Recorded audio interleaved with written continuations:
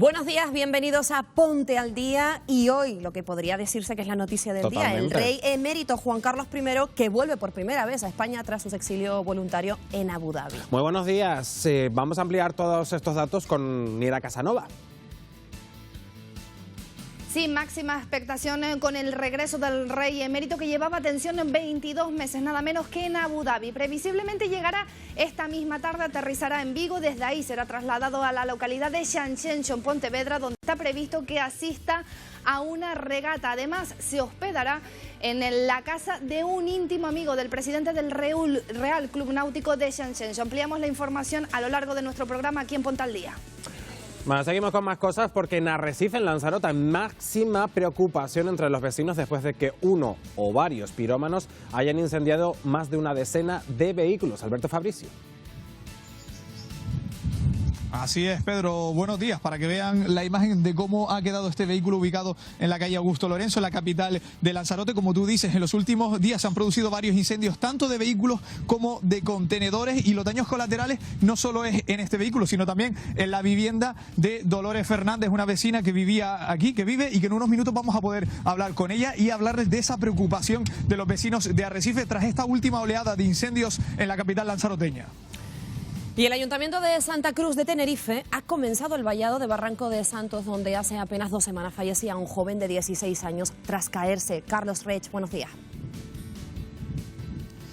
Buenos días, pues sí, Wendy, como dices, comienza el vallado del Barranco de Santos en la zona del barrio de la Salud, justamente en este punto, en el punto en el que un joven de 16 años fallecía tras precipitarse por esta ladera. Los detalles hoy aquí, en Ponte al Día. Y hoy, además, en nuestro espacio de Farmacia de Guardia, vamos a hablar de la adherencia a los medicamentos. Arguiña Águila. Adherencia a los medicamentos, adherencia al tratamiento. ¿Saben ustedes lo que significa esto? Hablaremos hoy en Ponte al Día sobre este tema, de la importancia de tomar bien los medicamentos y de las consecuencias que puede traer no hacerlo. De hecho, según la OMS, el 50% de las personas no lo hacemos bien. Lo haremos en unos minutos de la mano de nuestra boticaria, Laura Botella. No se lo pierdan.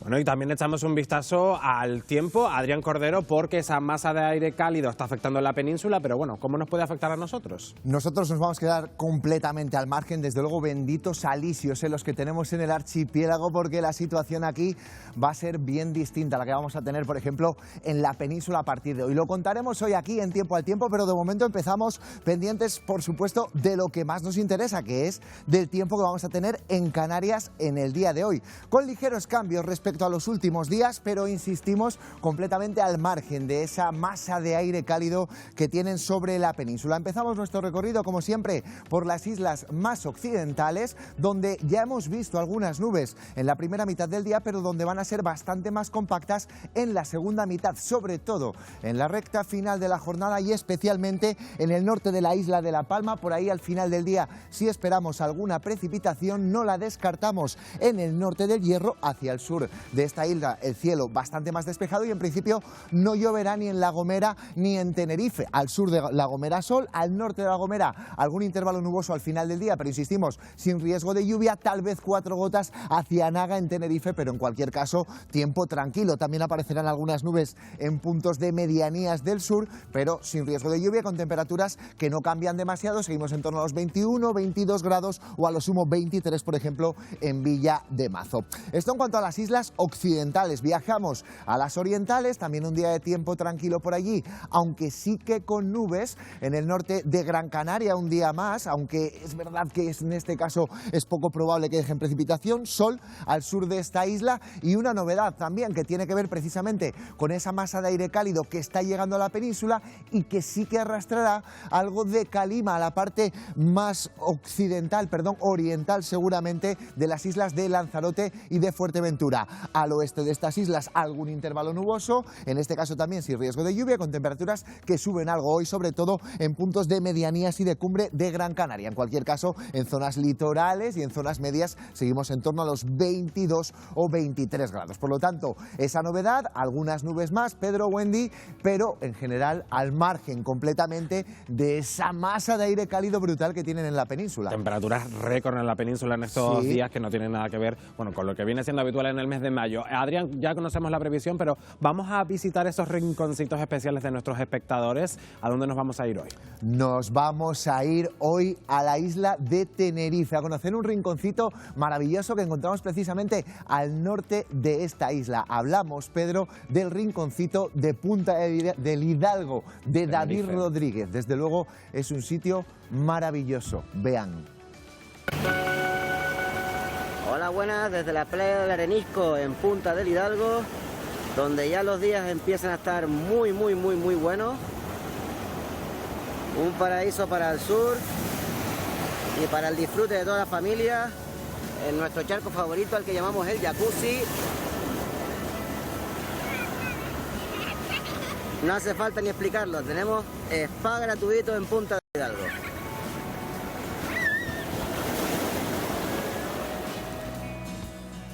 Spa gratuito, y eso que ese día no teníamos mucho oleaje, Pedro, porque desde luego sí que hay días que en Punta del Hidalgo, que en bajamar, el spa, ya fuera bromas, incluso hay que dejarlo al margen porque el oleaje puede ser peligroso en esas zonas. Qué maravilla de lugar. Cambiamos de asunto, Adrián, porque la ONU ha hecho público ese informe climático del año 2021 y lo cierto es que nuevamente no nos dejan muy buenas noticias. Son malas noticias todo, y de hecho ayer el tono, enseguida lo vamos a escuchar, del secretario general de Naciones Unidas fue serio, porque sigue sin revertirse esa situación, todo lo contrario, la situación sigue empeorando. Vamos a ver tres indicadores fundamentales, Pedro. Por ejemplo, la subida de las temperaturas sigue siendo de 1,1 grados por encima de la época preindustrial. Está el año 2021 entre los 5 más cálidos de la historia. El más cálido fue el 2016, pero es verdad que el año pasado tuvimos un fenómeno que se conoce como la Niña, que es el que permitió que las temperaturas no fuesen tan altas como en otras ocasiones, pero en cualquier caso seguimos hablando de valores altísimos. Esto en cuanto a las temperaturas.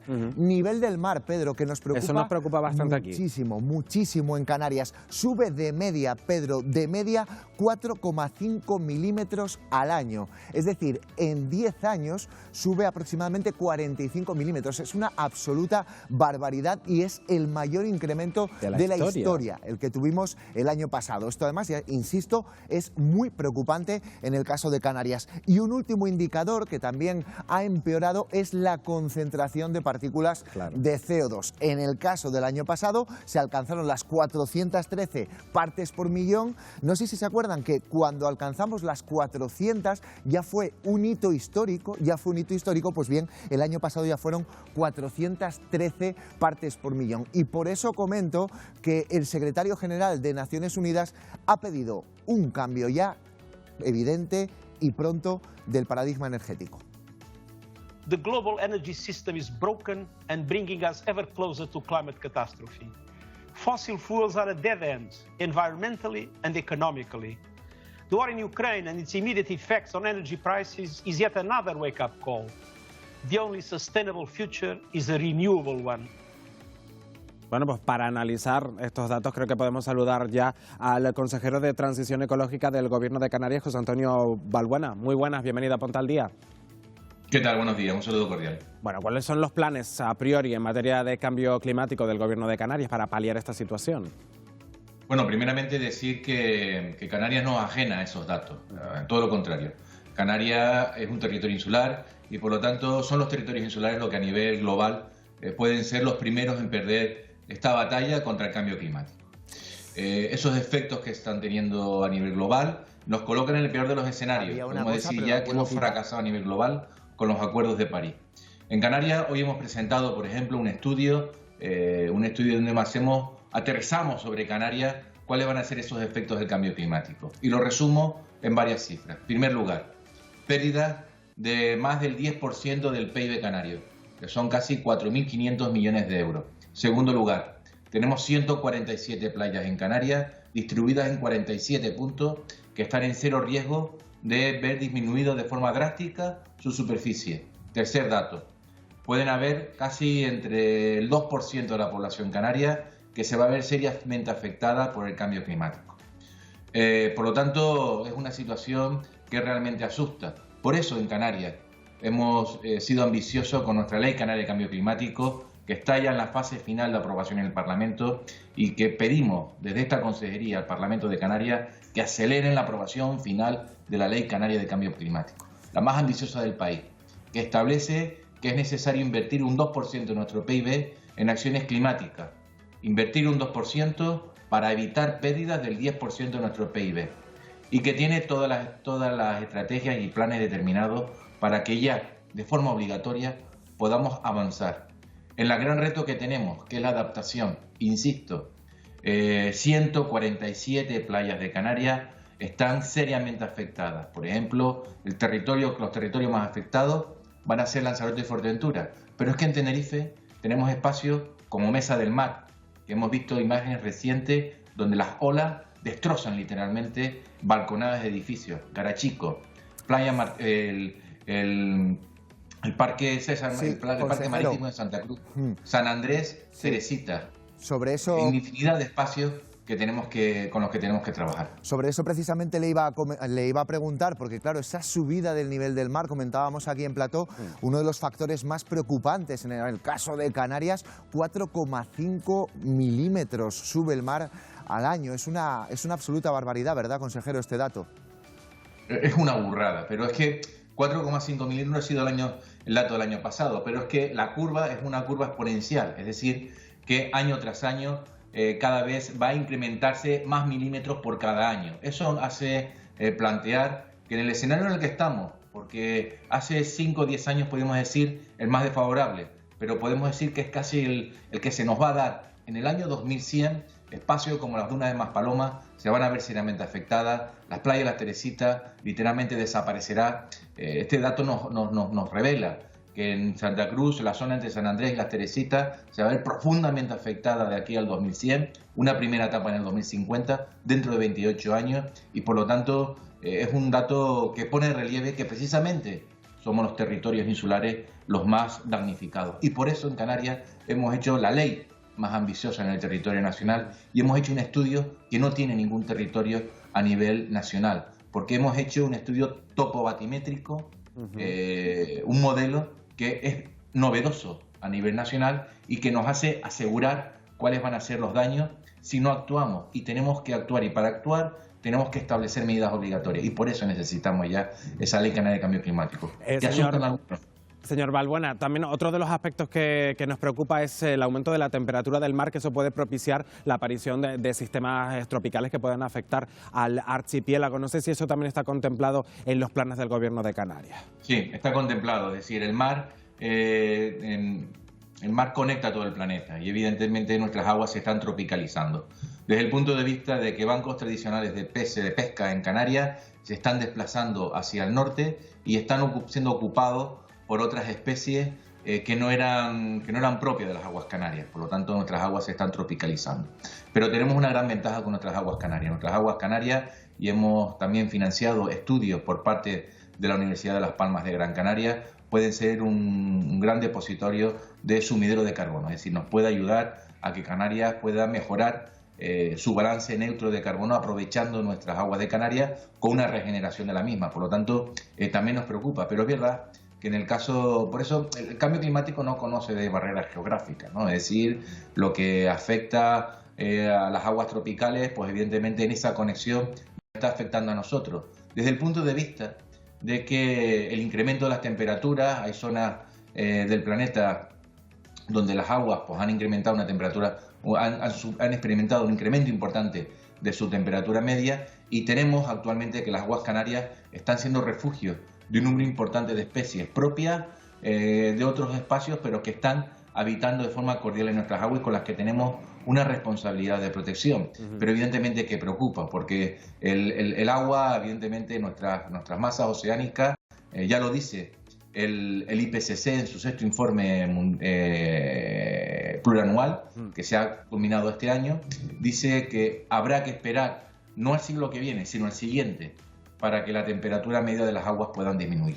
Y eso será tomando medidas, consejero, y efectivamente son importantes y son urgentes. Muchas gracias por habernos atendido aquí en Ponte al Día. Gracias. A ustedes, muy buenos días. Bueno, pues precisamente de eso que estábamos hablando, Adrián, del cambio climático, es un poco, digamos, el efecto que está causando, por ejemplo, en la península estos días, con esa masa de aire cálido que, bueno, pues que no es propia del mes en el que nos encontramos y que están sufriendo, bueno, pues altas temperaturas, desde luego. Unas temperaturas altísimas, Pedro, que comentaremos aquí en Tiempo al Tiempo a partir de la jornada de mañana, pero va a ser una situación absolutamente excepcional e histórica, Pedro, la que se vivirá en la península. Bueno, Adrián, luego vemos más detalles de cómo se nos presenta el tiempo en las próximas horas, pero nosotros seguimos avanzando con más temas en Ponte al Día. Wendy, abrimos nuestra farmacia de guardia. La abrimos porque hoy en Farmacia de Guardia vamos a hablar de la adherencia a los medicamentos, pero ¿saben ustedes exactamente lo que es y qué supone no cumplir con las pautas? Pues Arguiña Águila nos lo cuenta. Vamos a empezar efectivamente por su definición para que todos sepamos de lo que estamos hablando. La adherencia a los medicamentos es la toma correcta de los medicamentos prescritos por los médicos. Según la OMS, el 50% de los pacientes toman los medicamentos de forma incorrecta. ¿Y qué puede provocar esto? La falta del cumplimiento en el tratamiento puede traer consecuencias clínicas. Existe una asociación clara y directa entre la toma incorrecta de los medicamentos y también que traiga peores resultados sobre la salud. Por ejemplo, para que lo veamos de una forma muy gráfica, el incumplimiento del tratamiento de anticonceptivos orales en Estados Unidos produce 700.000 embarazos no deseados cada año. Y por otro lado, en la mayoría de situaciones también provoca un aumento en los costes. En España, al año, la falta de adherencia a los tratamientos genera un gasto de más de 11.250 millones de euros y 18.400 muertes asociadas, según datos de un estudio de Adherencia Med. Los costes aumentan como consecuencia de los niveles altos de la mortalidad y de que personas se enfermen en un mismo lugar en el mismo periodo de tiempo. ¿Y los canarios? ¿Tomamos bien los medicamentos? Vean. Usted me dice que toma medicamentos prescritos. ¿Alguna vez ha olvidado tomarlos? Alguna vez, porque son varias tomas al día. No los voy a olvidar porque los medicamentos prescritos están prescritos precisamente para mejorar la patología que tenga cada uno. Sí. Lo que pasa es que hay veces, como es lo del estómago, el omeprazol y estas cosas que dan por la edad, entonces pues no tiene importancia. ¿Y usted los toma tal y como le prescribe su profesional sanitario? Salvo que me olvide alguna toma, sí. Claro.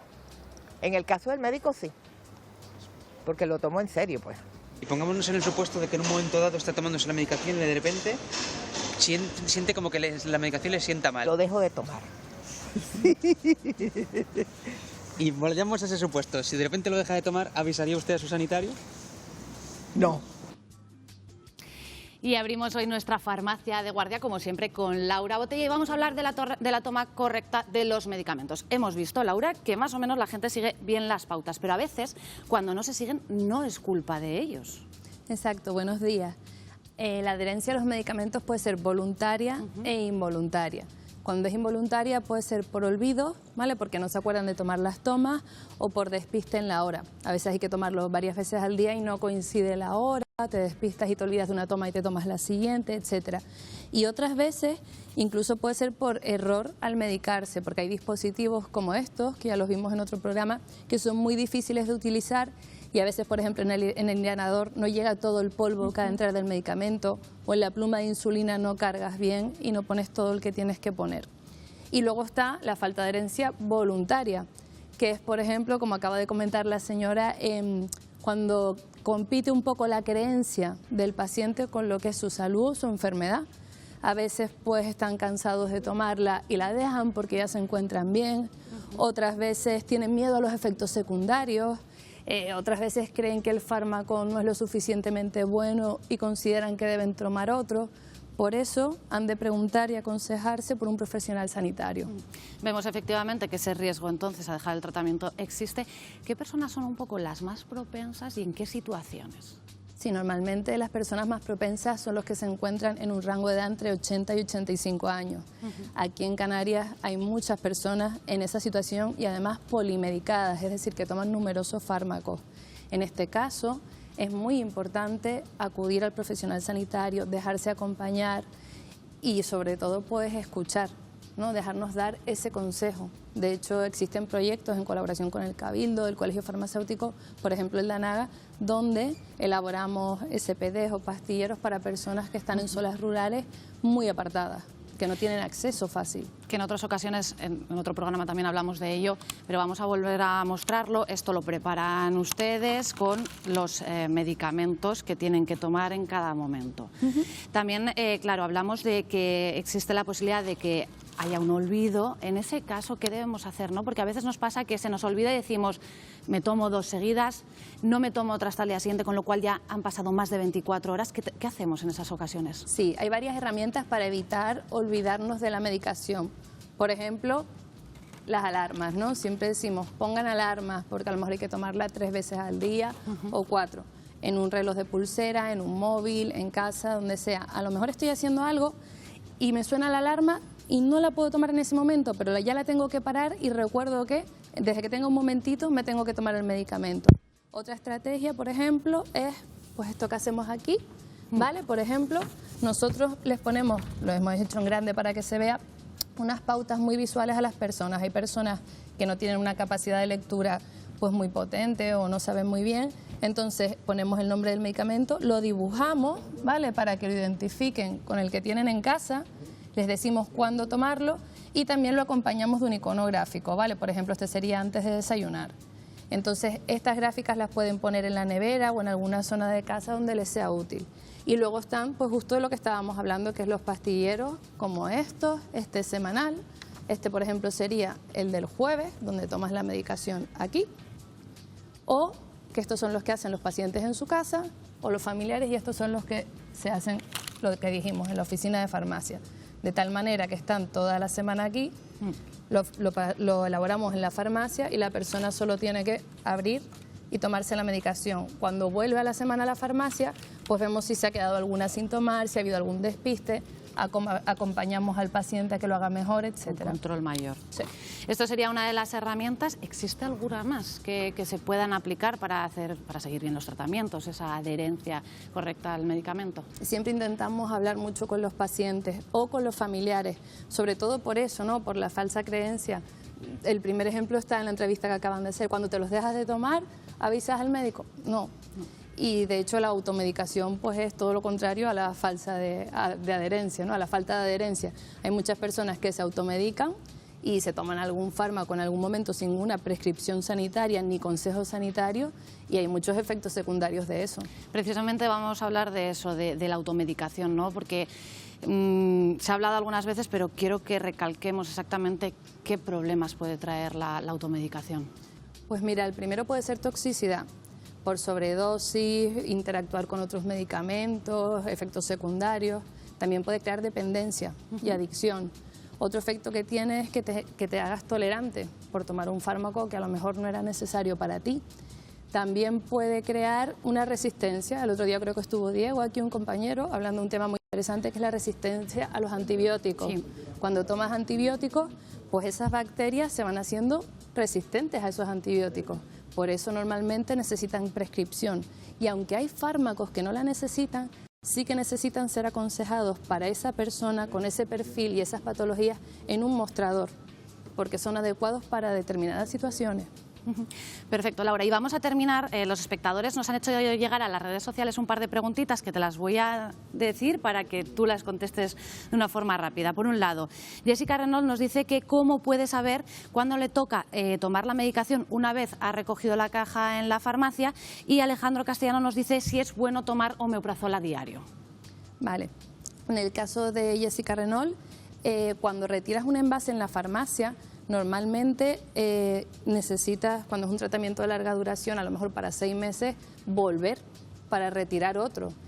Y no hay que esperar a que te quedes sin pastillas. Por ejemplo, si hay una caja que tiene 30, el paciente no tiene que esperar a que no quede ninguna para venir a buscarla a la farmacia, porque de repente en la oficina de farmacia no quedan o tienes que esperar al día siguiente. Entonces hay una aplicación en nuestros ordenadores donde pulsamos una pantallita y podemos imprimir en el ticket de caja un papel donde al paciente le salen las fechas de cada medicamento, donde a partir de esa fecha puede venir a buscar los siguientes envases. Normalmente en el caso de las cápsulas y los comprimidos es más sencillo porque es cuando le quedan menos de 10.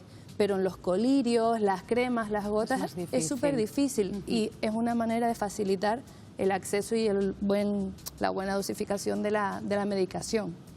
Y en el caso de Alejandro Castellano, el omeprazol normalmente es un medicamento que si se prescribe por el facultativo de manera diaria es seguro, ¿vale? Y adecuado, y lo puedes tomar todos los días. De hecho, normalmente es media hora antes del desayuno, en ayunas, que es precisamente que tenemos aquí.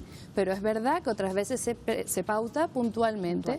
A veces tenemos un postoperatorio, te mandan antibióticos, analgésicos, antiinflamatorios y una batería de medicamentos muy grande. Entonces tomas omeprazol, exacto, un periodo de tiempo nada más. Muy bien, Laura, pues muchísimas gracias por los consejos y por las indicaciones. A ustedes. Gracias, Arguiñe, gracias, Laura, sobre todo por esos consejos que, bueno, tan en el día a día de los canarios están. Bueno, ayer conocíamos en este programa a Reina, una mujer que prefería vivir en la calle con sus mascotas, pues a tener que renunciar a vivir con ellas. Y es que a pesar de su ardua tarea buscando una vivienda para vivir con sus perros, pues le fue completamente imposible, no solo por la falta de oferta, sino también por los altos precios que estaban completamente prohibitivos. Pues bien, un compañero de este programa, Carlos Rech, se ha hecho eco de esta problemática y ha intentado buscar vivienda en primera persona a ver si era fácil. Y nada de nada, vean.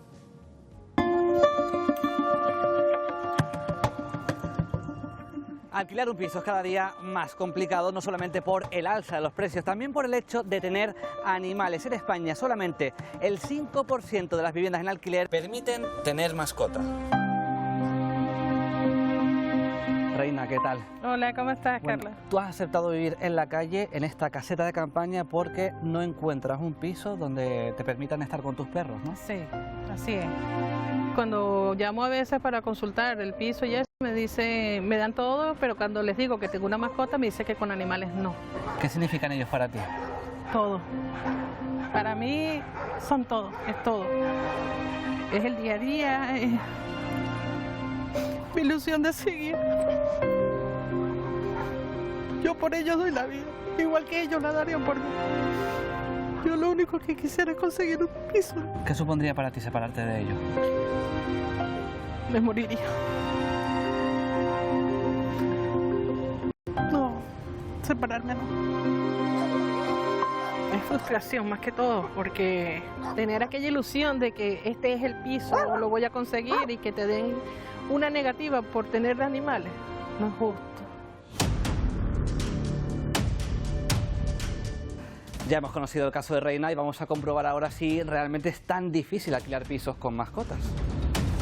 Hola, ¿qué tal? Quería saber si en este piso admiten mascotas. No, lo pone el anuncio que no. Es que le explico, ella tuvo malas experiencias con los inquilinos anteriores y esa es la causa y motivo por el que no aceptan más mascotas. Y más que acaba de cambiar por el piso de parque. Claro, como dice ella, yo no voy a estar pagando obras cada vez que se me va una inquilina y me destrozan el piso. No es rentable. Solo el orín con un despiste ya se me va a comer el parque. El orín es el que es ácido, yo tengo 14 perros y sé lo que es. ¿Y qué mascota es? Un Golden Retriever. Te comento. Por norma general, los clientes que solemos tener no admiten mascotas. Tengo que consultar si es un perfil interesante, quizás la propietaria se lo pudiese plantear. Una pregunta, ¿este piso admite mascotas? Sí. ¿Ah, sí? No sé si sabes que es muy difícil encontrar un piso que admita mascotas. O sea, para mí a veces también se ponen un poco especiales. Después de 10 llamadas, solamente en un piso nos han dicho que admiten mascotas.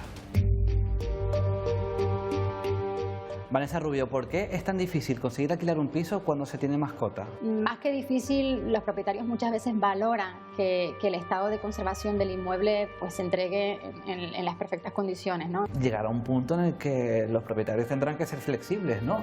Sí, de hecho hay tipologías que además pues se prestan más a alquilar con mascotas, ¿no? Aquellas viviendas unifamiliares, viviendas con terrazas, con patio. De hecho nos dicen, no es un tema de la mascota en sí, sino también muchas veces del propio dueño de la mascota, ¿no? De cómo ha sido educada esa mascota, si tiene, bueno, hay que pensar que muchas veces las viviendas se encuentran en una comunidad de propietarios.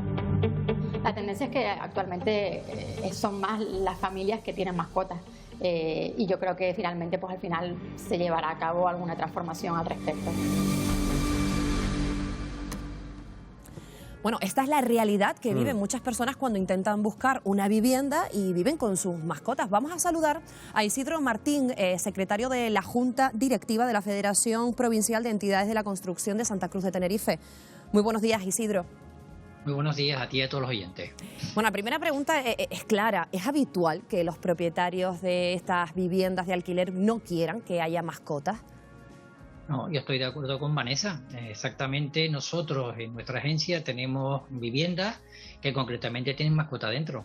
Lo único que tenemos que siempre quizás puntualizar es que hay muchos propietarios que tienen mascotas y no saben, desde nuestro punto de vista, que no es simplemente un juguete, son animales, son seres vivos que hay que tener un cuidado. Y entonces, lógicamente, las comunidades sí ponen algún tipo de pega. Hay propietarios que nosotros, mientras tengas un seguro de responsabilidad civil o de alguna manera te encargues que los destrozos que pudiera ocasionar el perrito, el gatito o el determinado mascota que tuviera, pues lo resuelvas, no tenemos problema con algunos propietarios. Con otros sí, evidentemente, pero con una gran mayoría de propietarios no tenemos problemas, siempre y cuando, repito, que el inquilino se responsabilice de los posibles problemas que pueda crear el animal en sí, ¿no? Isidro, porque ¿cuáles son los motivos que alegan esos propietarios para no aceptar animales? Bueno, porque date cuenta que cuando se entrega una vivienda se entrega en buen estado y cuando las dejan los inquilinos las dejan en muy mal estado, sobre todo los sillones, cuando son viviendas anguladas, te los dejan destrozados, llenos de pelo, a veces meadas, etcétera. Repito, no estoy yendo en contra de, sino simplemente te estoy diciendo las causas por cual los arrendadores a veces no quieren tener animales. Yo tengo propietarios que con un seguro de RC sobre el animalito no hay problema ninguno. Hay ya compañías de seguros que se están especializando en lo que es el seguro de responsabilidad sobre los animalitos, no tenemos ningún tipo de problema. También es verdad que muchas veces los animalitos se dejan por la mañana y vienen por la tarde, los animales lloran, ladran y a veces también hay que respetar también la convivencia de la comunidad. Muchas veces nos hemos encontrado animales sueltos dentro de las comunidades cuando hay gente que le tiene fobia a los animales, también nos ha pasado. Hacen sus necesidades a veces dentro. Yo creo que simplemente eso es educación. Es la educación que parte, desde mi punto de vista, por los propietarios en sí de dichos animales. Isidro, abordando este asunto nos hemos encontrado, eso sí es cierto, con algunos propietarios que sí permiten mascotas, pero aumentando el precio del alquiler o exigiendo un plus o una fianza. No sé si esto es legal. Vamos a ver, es correcto. Nosotros lo que exigimos siempre es un seguro de responsabilidad civil. Hay propietarios que de alguna manera les puede interesar aumentar concretamente lo que es el precio del arrendamiento en base a que vamos a tener un problema a futuro, vamos a ponerle qué puede suceder como que no, y hay otros que piden un mes más de fianza. No es legal desde mi punto de vista, pero también es verdad que nosotros podemos pactar, dentro de los contratos podemos pactar, dentro de la cláusula 4 del contrato de la ley de arrendamientos urbanos se pueden pactar y las cosas se pueden pactar y se pueden llevar a cabo perfectamente, ¿eh? Vale, Isidro Martín, gracias por su aclaración y bueno, pues esperando a que muchos propietarios pues abran la mano a todas esas personas que buscan vivienda, que ya los animales forman parte de las familias y que hay que cambiar un poquito el chip, siempre con educación y cuidándolos, como has dicho. Siempre. Gracias. Gracias, Isidro, secretario de la Junta Directiva de FPECO. Que tenga buen día. Bueno, vamos a hacer una pequeña pausa, pero a la vuelta no se vayan porque estamos siguiendo de cerca, bueno, pues el retorno del rey emérito después de haber estado 22 meses residiendo en Abu Dhabi. ¿Cómo va a ser ese recibimiento? Vamos a ver cómo llega, cómo está reaccionando la clase política. Bueno, pues lo vemos en unos minutos aquí en Ponte al Día. Tras 22 meses en Abu Dhabi, el rey emérito regresa a España apenas unas semanas después de que se archivase la investigación contra él. Hoy estará en Galicia, pero no se reunirá con el rey Felipe hasta el próximo lunes en la Zarzuela. ¿Será la primera de muchas visitas? En unos minutos lo analizamos en Ponte al Día.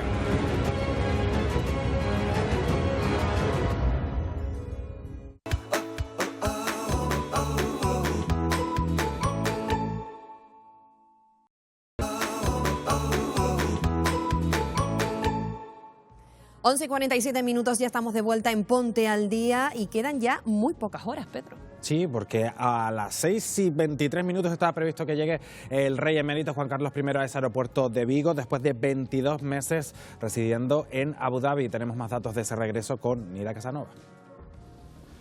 Sí, llegará al aeropuerto de Vigo, luego será trasladado hasta la localidad de San Xenxo, en Pontevedra, para asistir a esa regata. Se quedará hospedado en una vivienda del presidente del Real Club Náutico de esta localidad. Además, atención, porque podría hacerlo acompañado de la infanta Elena. Su agenda comenzará mañana viernes, sobre las 12 de la mañana aproximadamente acudirá a las instalaciones para saludar a los asistentes. Le contaremos más información a lo largo de la jornada de hoy aquí en Ponte al Día. Gracias, Nira. Bueno, también tenemos otro asunto, la intención de Bruselas de imponer la tasa verde y que eso podría conllevar un aumento de los precios de los billetes de avión entre islas en un 50%.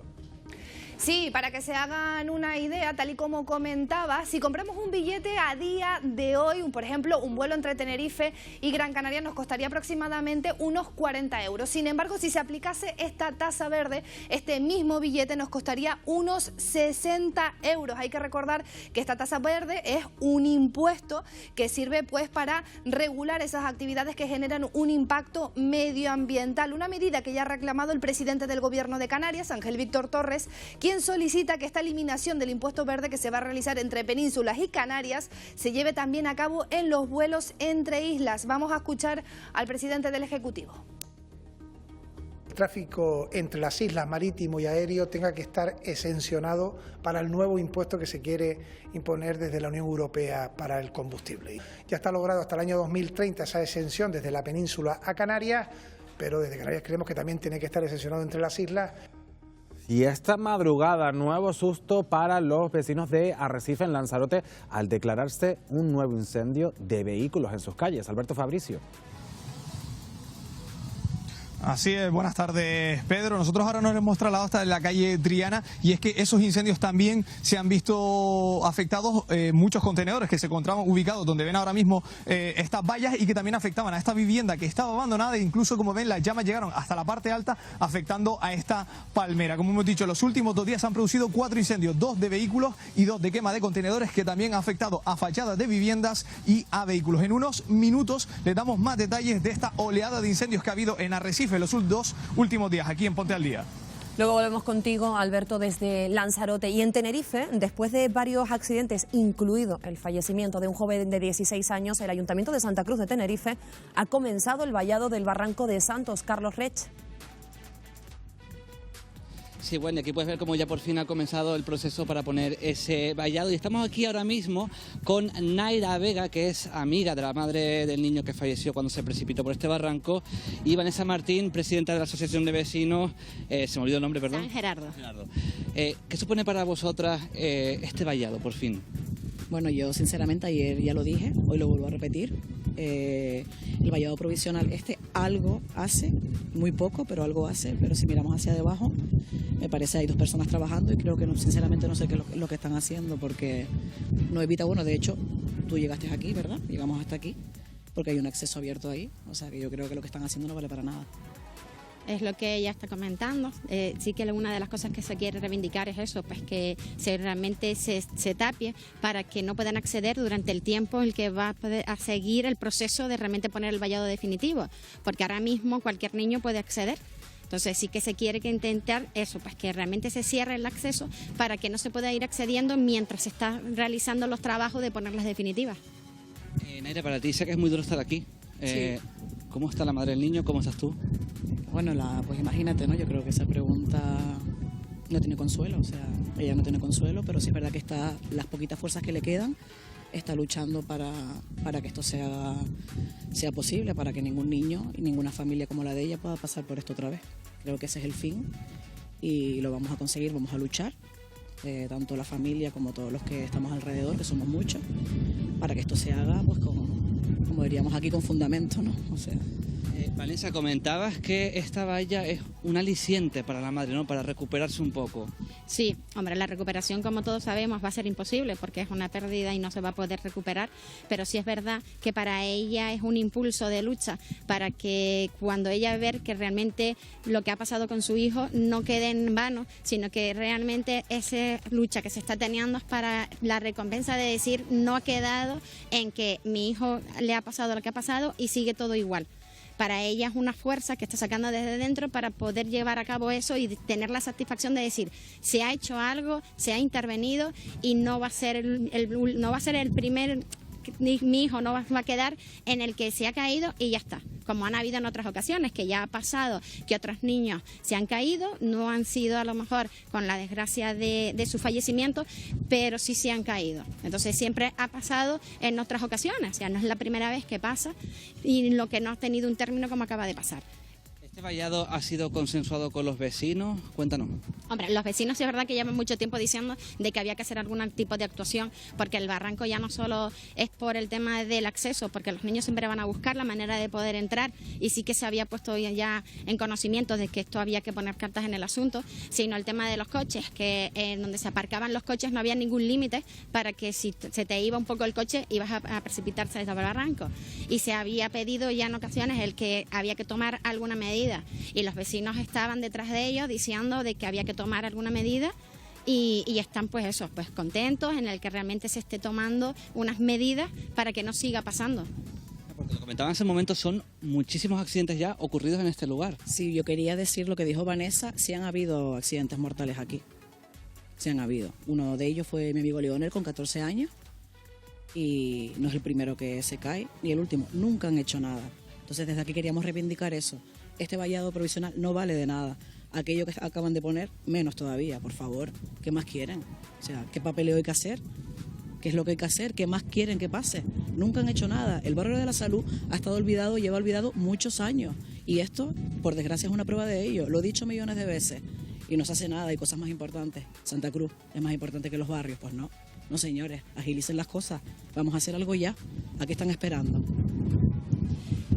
Es lo que está diciendo Naira. Es verdad que los fallecimientos que ella está comentando han sido porque se han metido más dentro del barranco y se han podido acceder, y por eso es por lo que han habido esas caídas. Tenemos una niña también de hace ya un par de años buenos, pues que quedó en silla de rueda con 12 años porque metiéndose en una de las cuevas pasó exactamente lo mismo, cayó y terminó estando en una silla de ruedas, que eso ha conllevado pues todos los problemas que ha llevado. Más de 5.000 firmas han conseguido para este vallado, ¿no? Exacto. Esperemos que esa reivindicación sirva para que por lo menos no se produzcan más accidentes. Muchísimas Quería gracias. decir una última cosa, si puede ser, por favor, las cuevas es lo primero que deberían de cerrar, porque por el motivo que bajan a las cuevas, por lo que está pasando esto. ¿A qué están esperando? Cierren las cuevas ya. O sea, no es tan complicado. Una vez que cierren las cuevas, los niños no van a tener un motivo para venir al barranco. Tus palabras quedan recogidas. Vale, Muchísimas muchas gracias a ti. Gracias, Carlos, y gracias también a esas vecinas. Bueno, ahí queda ese mensaje que lanzan, en este caso, al Ayuntamiento de Santa Cruz de Tenerife, que cierren esas cuevas para que, bueno, pues nadie pueda acceder a ellas y pase lo que ha pasado en estos últimos meses, esos fallecimientos. Bueno, y cambiamos de tema. La dependencia y quienes pueden atender de nuestros mayores pues ha convertido en una prioridad para las instituciones públicas. Arguiña Águila. De hecho, desde el Ministerio de Derechos Sociales y Agenda 2030 se está estudiando reducir el número de plazas en las nuevas construcciones que se están haciendo de residencias para mejorar el cuidado de nuestros mayores. Hoy en nuestra mesa de análisis hablaremos de la situación precisamente que se vive en estas residencias, especialmente en Canarias, si faltan plazas, si en las públicas los procesos son tediosos y tardan en adjudicarlas, o de si nuestros mayores están en buenas manos. Serán algunas de estas cuestiones las que se tratarán y otras con expertos en la materia, y será en unos minutos, no se lo pierdan. Bueno, pues cambiamos de asunto porque terrible esa noticia que conocíamos ayer. La policía ha detenido a 5 menores por la agresión sexual que sufrieron 2 niñas de 12 y 13 años en Burjasot, en Valencia. Nira Casanova, ¿qué más datos tenemos? Sí, los hechos ocurrían el pasado lunes y debido a ello la Policía Nacional de Valencia ha abierto una investigación al respecto. Recordemos que se tratan de 2 violaciones. La primera de ellas una violación grupal a una niña de 12 años y la segunda una violación individual a una niña de 13 años, también amiga de la anterior y que lograba huir. Justo los hechos tenían lugar en la casa que estamos viendo ahora mismo en pantalla, en Valencia. Hay que decir que en el día de ayer todavía no se habían producido detenciones debido a que las 2 niñas, las 2 menores, habrían conocido a sus agresores a través de las redes sociales. Pero atención porque, como bien indicaban, la última hora es que la Policía Nacional ha detenido en la tarde-noche de ayer y gracias a los teléfonos de las víctimas, de las 2 niñas, a 5 menores de entre 15 y 17 años. Un caso que se encuentra en manos de la Fiscalía de Menores. Sobre esto ha hablado la delegada del Gobierno en Valencia. Vamos a escucharlo. Está ahora todo en plena investigación, ¿eh? De momento, como comprenderéis, la prioridad ahora mismo para la policía es ver qué ha pasado y sobre todo detener a los detenidos, ¿eh? Esa es la mayor prioridad ahora mismo para la policía y sé que lo están haciendo, sé que están investigando cualquier detalle. Por lo tanto, pronto tendremos más noticias. Y ampliamos esta información con Teresa Domínguez, periodista del periódico Levante, periódico del Grupo Prensa Ibérica, a la que ya saludamos. Buenos días, Teresa. Hola, buenos días, ¿qué tal? ¿Cuál es la última hora sobre estos actos, sobre la investigación? Bueno, pues como muy bien recogíais en el vídeo y la información anterior, en este momento los 5 detenidos, que efectivamente tienen entre 15 y 17 años, se encuentran ya en la Fiscalía de Menores para tomarles declaración, exploración cuando se trata de menores, y a partir de ahí la Fiscalía tomará la decisión de si los interna de manera cautelar hasta que se celebre la vista oral, el juicio, o si bien toma la misma decisión para todos o en función del grado de participación, pues alguno podría evidentemente ir a internamiento y otros podrían quedar a disposición de sus padres. Estamos hablando de un caso que ha conmocionado a toda España, básicamente por la edad, ya no solo de la víctima, sino también de los agresores. Sí, bueno, y supongo que será la línea argumental de la defensa en el caso de los detenidos, de los investigados. Alegarán que hay una cercanía en la edad, pero en todo caso estamos hablando de 2 menores que tienen 12 años, bueno, una de ellas está a punto de cumplir los 13 y la otra tiene 13 recién cumplidos, o sea, son muy pequeñas y bueno, en España la ley dice que el consentimiento para las relaciones sexuales se produce a partir de los 16 años, con lo cual no hay más que hablar, ¿no? Es decir, se trata de 2 agresiones sexuales como la copa de un pino. En el caso de una de las crías, la que ya tiene 13 años, es una violación grupal cometida por entre 4 y 5 de los menores detenidos, presuntamente, y en el otro caso se trata de una agresión sexual, una violación individual a esta cría de 12 años. Perdón. Teresa, ¿cómo consigue la policía cercar a los autores de esta presunta agresión sexual? ¿Cómo da con ellos? Bueno, como hemos venido adelantando en el periódico Levante, ese encuentro se produce porque quedan a través de Instagram. Quedan ellas 2 con 2 chicos. Ellas son de 2 municipios completamente alejados que evidentemente no revelamos y quedan con 2 chicos en el municipio de ellos, que es Burxassot, que es una localidad que está muy cerca de Valencia, y quedan a través de esa aplicación. Mantienen conversaciones y con sus perfiles. Evidentemente eso facilita la labor de la Policía Nacional cuando trata de identificar a las personas que finalmente se han concentrado con ellas, se han quedado con ellas en esa casa abandonada que se veía, que se está viendo en el vídeo. La policía ha conseguido detener a 5 menores de entre 15 y 17 años, pero bueno, también hay un posible sexto implicado que se está buscando, o tampoco se descarta que pueda entregarse. Sí, exacto. A partir de las investigaciones se determina la identidad de las 2 personas, de los 2 chicos que han quedado con ellas, y a partir de ahí, evidentemente, la investigación policial ha permitido identificar a los otros 4 supuestos implicados en estos hechos, ¿no? 5 de ellos, como bien habéis dicho vosotros y hemos contado nosotros en el diario Levante hoy. 5 de ellos fueron detenidos a lo largo de ayer, 4 en un primer momento, el 5.º a última hora de la tarde. y queda un sexto, también menor de edad, por detener, que bueno, a estas horas, si no nos falla la información, todavía no ha sido detenido, pero vamos, será una cuestión de tiempo y efectivamente tampoco se descarta que finalmente se entregue en la comisaría porque sabe que está siendo buscado.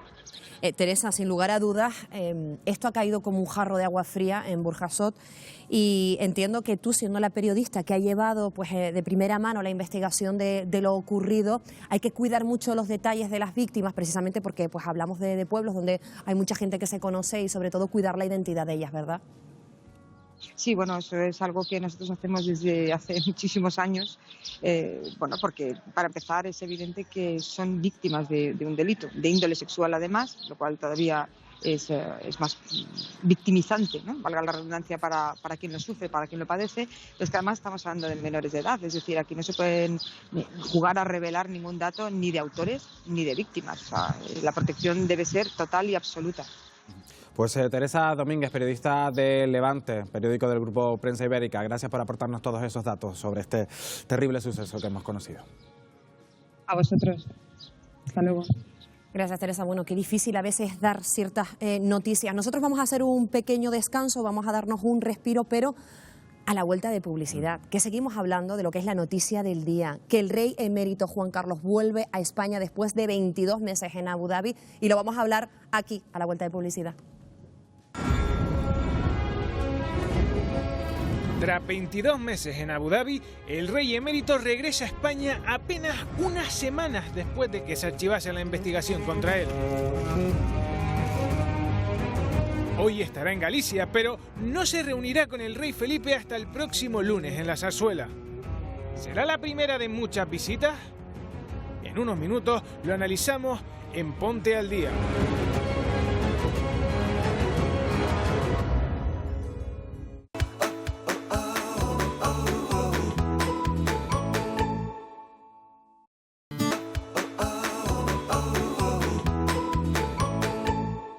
Pasan 9 minutos de las 12 del mediodía en Canarias. Es la noticia del día, la vuelta del rey emérito a España tras 22 meses residiendo en Abu Dhabi. Nida Casanova, más detalles. Lo hemos contado durante toda la mañana, llegará esta misma tarde a Vigo, será trasladado hasta la localidad de San Xenxo, en Pontevedra. Además, asistirá a una regata, se quedará en una de las viviendas del presidente del Real Club Náutico de esta localidad, que es íntimo amigo. Una vez haya concluido la regata, el lunes 23 viajará a Madrid, donde se reencontrará con su familia en la Zarzuela. Además, está previsto también que el rey emérito regrese a Abu Dhabi el mismo lunes 23. Gracias, Nira. Lo analizaremos en unos minutos con grandes expertos en la materia que conocen muy bien a la figura del rey emérito Juan Carlos I. Pero ahora hablamos de otro asunto, hablamos de las residencias de mayores en Canarias. ¿Faltan plazas en el archipiélago? ¿Están en buenas manos nuestros mayores? Son algunas de las cuestiones que vamos a plantear en nuestra mesa de análisis de hoy, que contamos con la presencia de Yolanda Estupiñán, que es cuidadora de la isla de Gran Canaria. Bienvenida. Con Fanny Lilia Mendoza, también cuidadora de la isla de Gran Canaria, y con Claudia Castro de la Federación de Administraciones Públicas de Comisiones Obreras. Bienvenidas las tres. Hablamos de esas preguntas que planteaba al principio. ¿Faltan plazas de residencias públicas aquí en Canarias, Yolanda? Sí, bastante. No son suficientes y ya vemos muchas personas mayores, y no solo tan mayores, porque hay gente también mayor, no tan mayor, joven, que también necesita ciertos cuidados que en casa no se pueden tener. Claro. Y entonces sí hay falta, muchísima falta. Dice la Asociación de Directoras y Gerentes en Servicios Sociales que faltan unas 8.000 en Canarias. No sé, a tu juicio, ¿son pocas? ¿Son a lo mejor demasiadas? De verdad que hay bastante personas mayor. Bueno, y vuelvo y redigo lo mismo, que mucha gente también que la necesitan, que no son tan mayor, y lo que se tarda. Porque mi prima sí estuvo 9 años en una residencia, pero antes de que diese la plaza pública, estuvimos 3 años pagando 1.800 euros, que no se podía, claro. Que llegamos a un momento que no podíamos. Y la querían poner fuera porque ya no había dinero, porque donde sacamos y nos metemos no hay nada al final. Pero tenía todos los derechos porque no tenía padres, ni madre, ni hijos, ni hermanos, ni nadie, sino 2 primas que la cuidamos. Y claro, los meses volaban y el dinero también. Claro. Y entonces hasta que le dieron su plaza y pudimos traer. Lo que pasa es que algunas personas, según lo que gane, es lo que se debe de hacer con las personas. Oye, pues yo gano muy poquito, pues arreglar lo que yo pago. cobro tengo que pagar, y las que cobran más, pues oye, pues que se pague arreglado el dinero que pueda tener cada uno, las condiciones de cada uno. Fanny, porque ¿cuánto puede costar una plaza pública en una residencia? Porque no todo el mundo, como bien comentaba Yolanda, no todo el mundo puede permitirse una residencia privada. Yo, por todo lo que he oído, de 1.800 no bajan. No. Y sin nada, sin nada.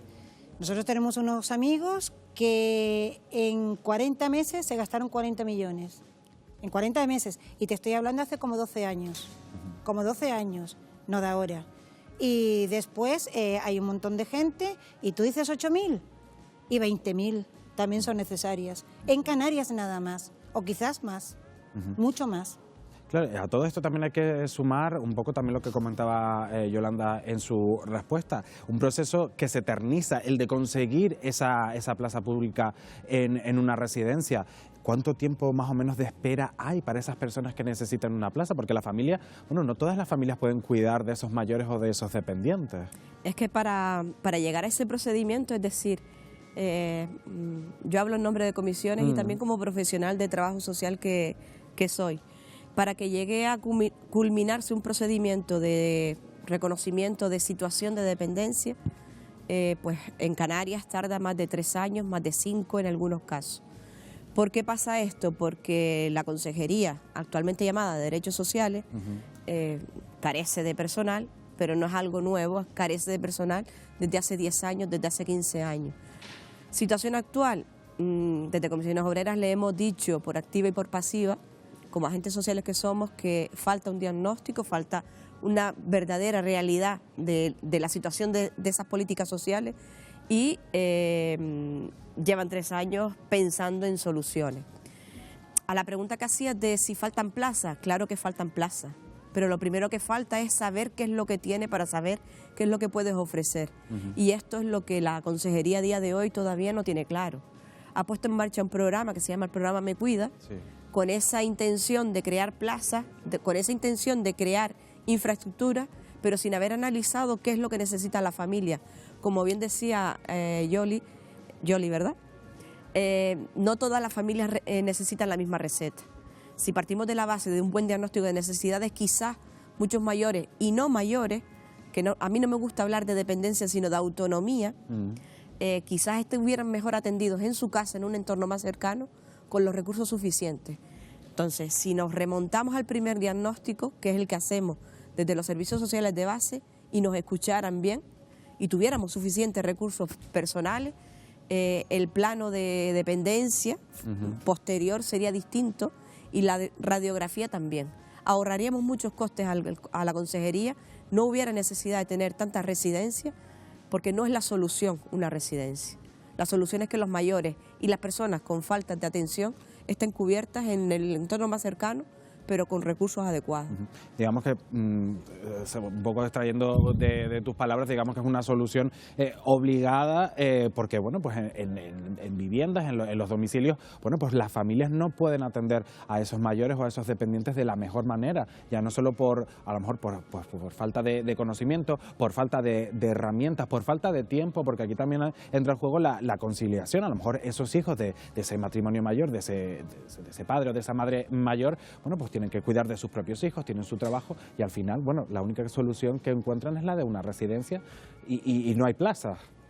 Hombre, como en casa no hay nada, ¿no? Porque mis padres, gracias a Dios, estuvieron en casa hasta que le llegó su hora, pero con mi prima no nos quedó otro remedio porque yo y mi hermana estábamos quemadas de otras cosas que habíamos pasado y ya era que o era ella o nosotros.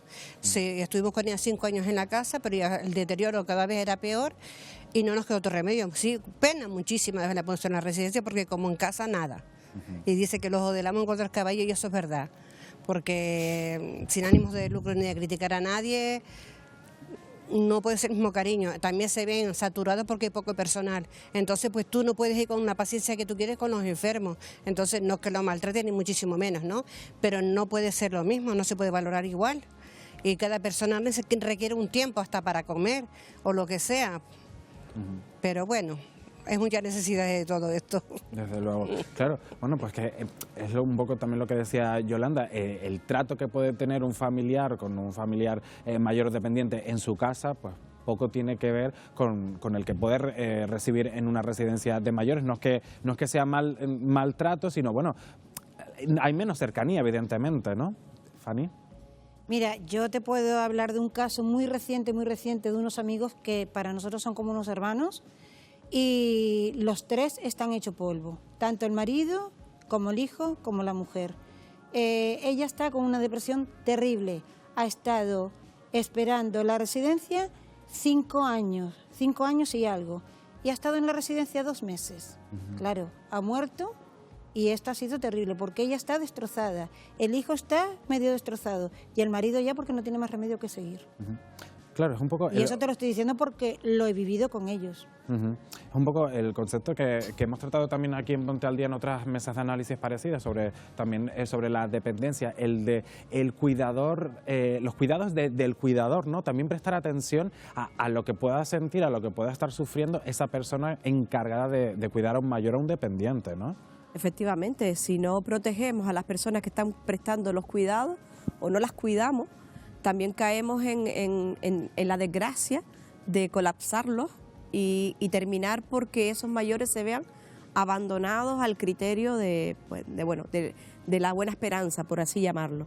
En el hospital hay muchas plazas, muchas camas ocupadas por personas mayores cuyas familias han ya desistido de los cuidados porque ya no pueden más, aparte de los otros casos que puedan haber por otras circunstancias familiares. Ocurre también que cuando están en una plaza concertada, en una residencia, y tienen que ingresar por un problema sanitario, a los 2 días la plaza ya se la ventilan, es decir, quedan abandonados a la suerte y son los familiares nuevamente los que tienen que recibir, que es verdad que son familiares, que tienen responsabilidades, pero tenemos que darles instrumentos, herramientas. Y ahí la política municipal tiene que hacer hincapié. Desde el sindicato siempre analizamos desde el punto de vista social y desde el punto de vista de intervención también de las políticas, porque si no damos herramientas, evidentemente estamos consecuentemente generando también factores de desempleo. Los cuidados tienen una protagonista y es normalmente la mujer. La mujer que se dedica a prestar cuidado porque eternamente y por cultura ha sido así, que luego sufre pues la situación de no tener cotización, no tener derecho a prestaciones. Con lo cual, si no trabajamos desde la base, con una buena planificación, y no vale que ahora construyamos 30 residencias, no, porque el futuro es inmediato y nuestra población está tendente al envejecimiento. Los menores son cada vez más escasos y todos tenderemos a que nos cuiden y a ver quién nos cuida. Bueno, vamos a seguir avanzando en este asunto, pero antes vamos a profundizar desde otro punto de vista, Wendy, desde la perspectiva, en este caso, de las administraciones públicas. Sí, pues una de las instituciones que mayor implicación tienen en este asunto, y lo vamos a ver, Pedro, pues son los cabildos quienes o tienen residencias o subvencionan plazas en las residencias privadas. Vamos a saludar en este punto a Isabel Mena, consejera del Cabildo de Gran Canaria. Muy buenas tardes, Isabel. Muy buenas tardes. Bueno, primero que nada, como sabemos, el cuidado de nuestros mayores ahora nos preocupa bastante. ¿Cuántas plazas sociosanitarias existen en la actualidad en el Cabildo de Gran Canaria?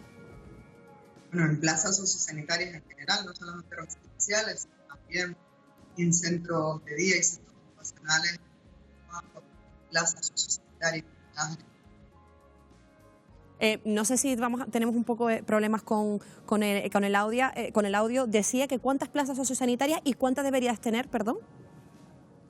Bueno, pues si nos atenemos a la lista de espera actual que hay para obtener una plaza, por ejemplo, residencial, que en la isla de Gran Canaria está en 1.400 personas, pues hablaríamos de tener que construir 1.400 nuevas plazas residenciales. Pero esta realidad, yo estoy de acuerdo con Claudia, no es una foto fija.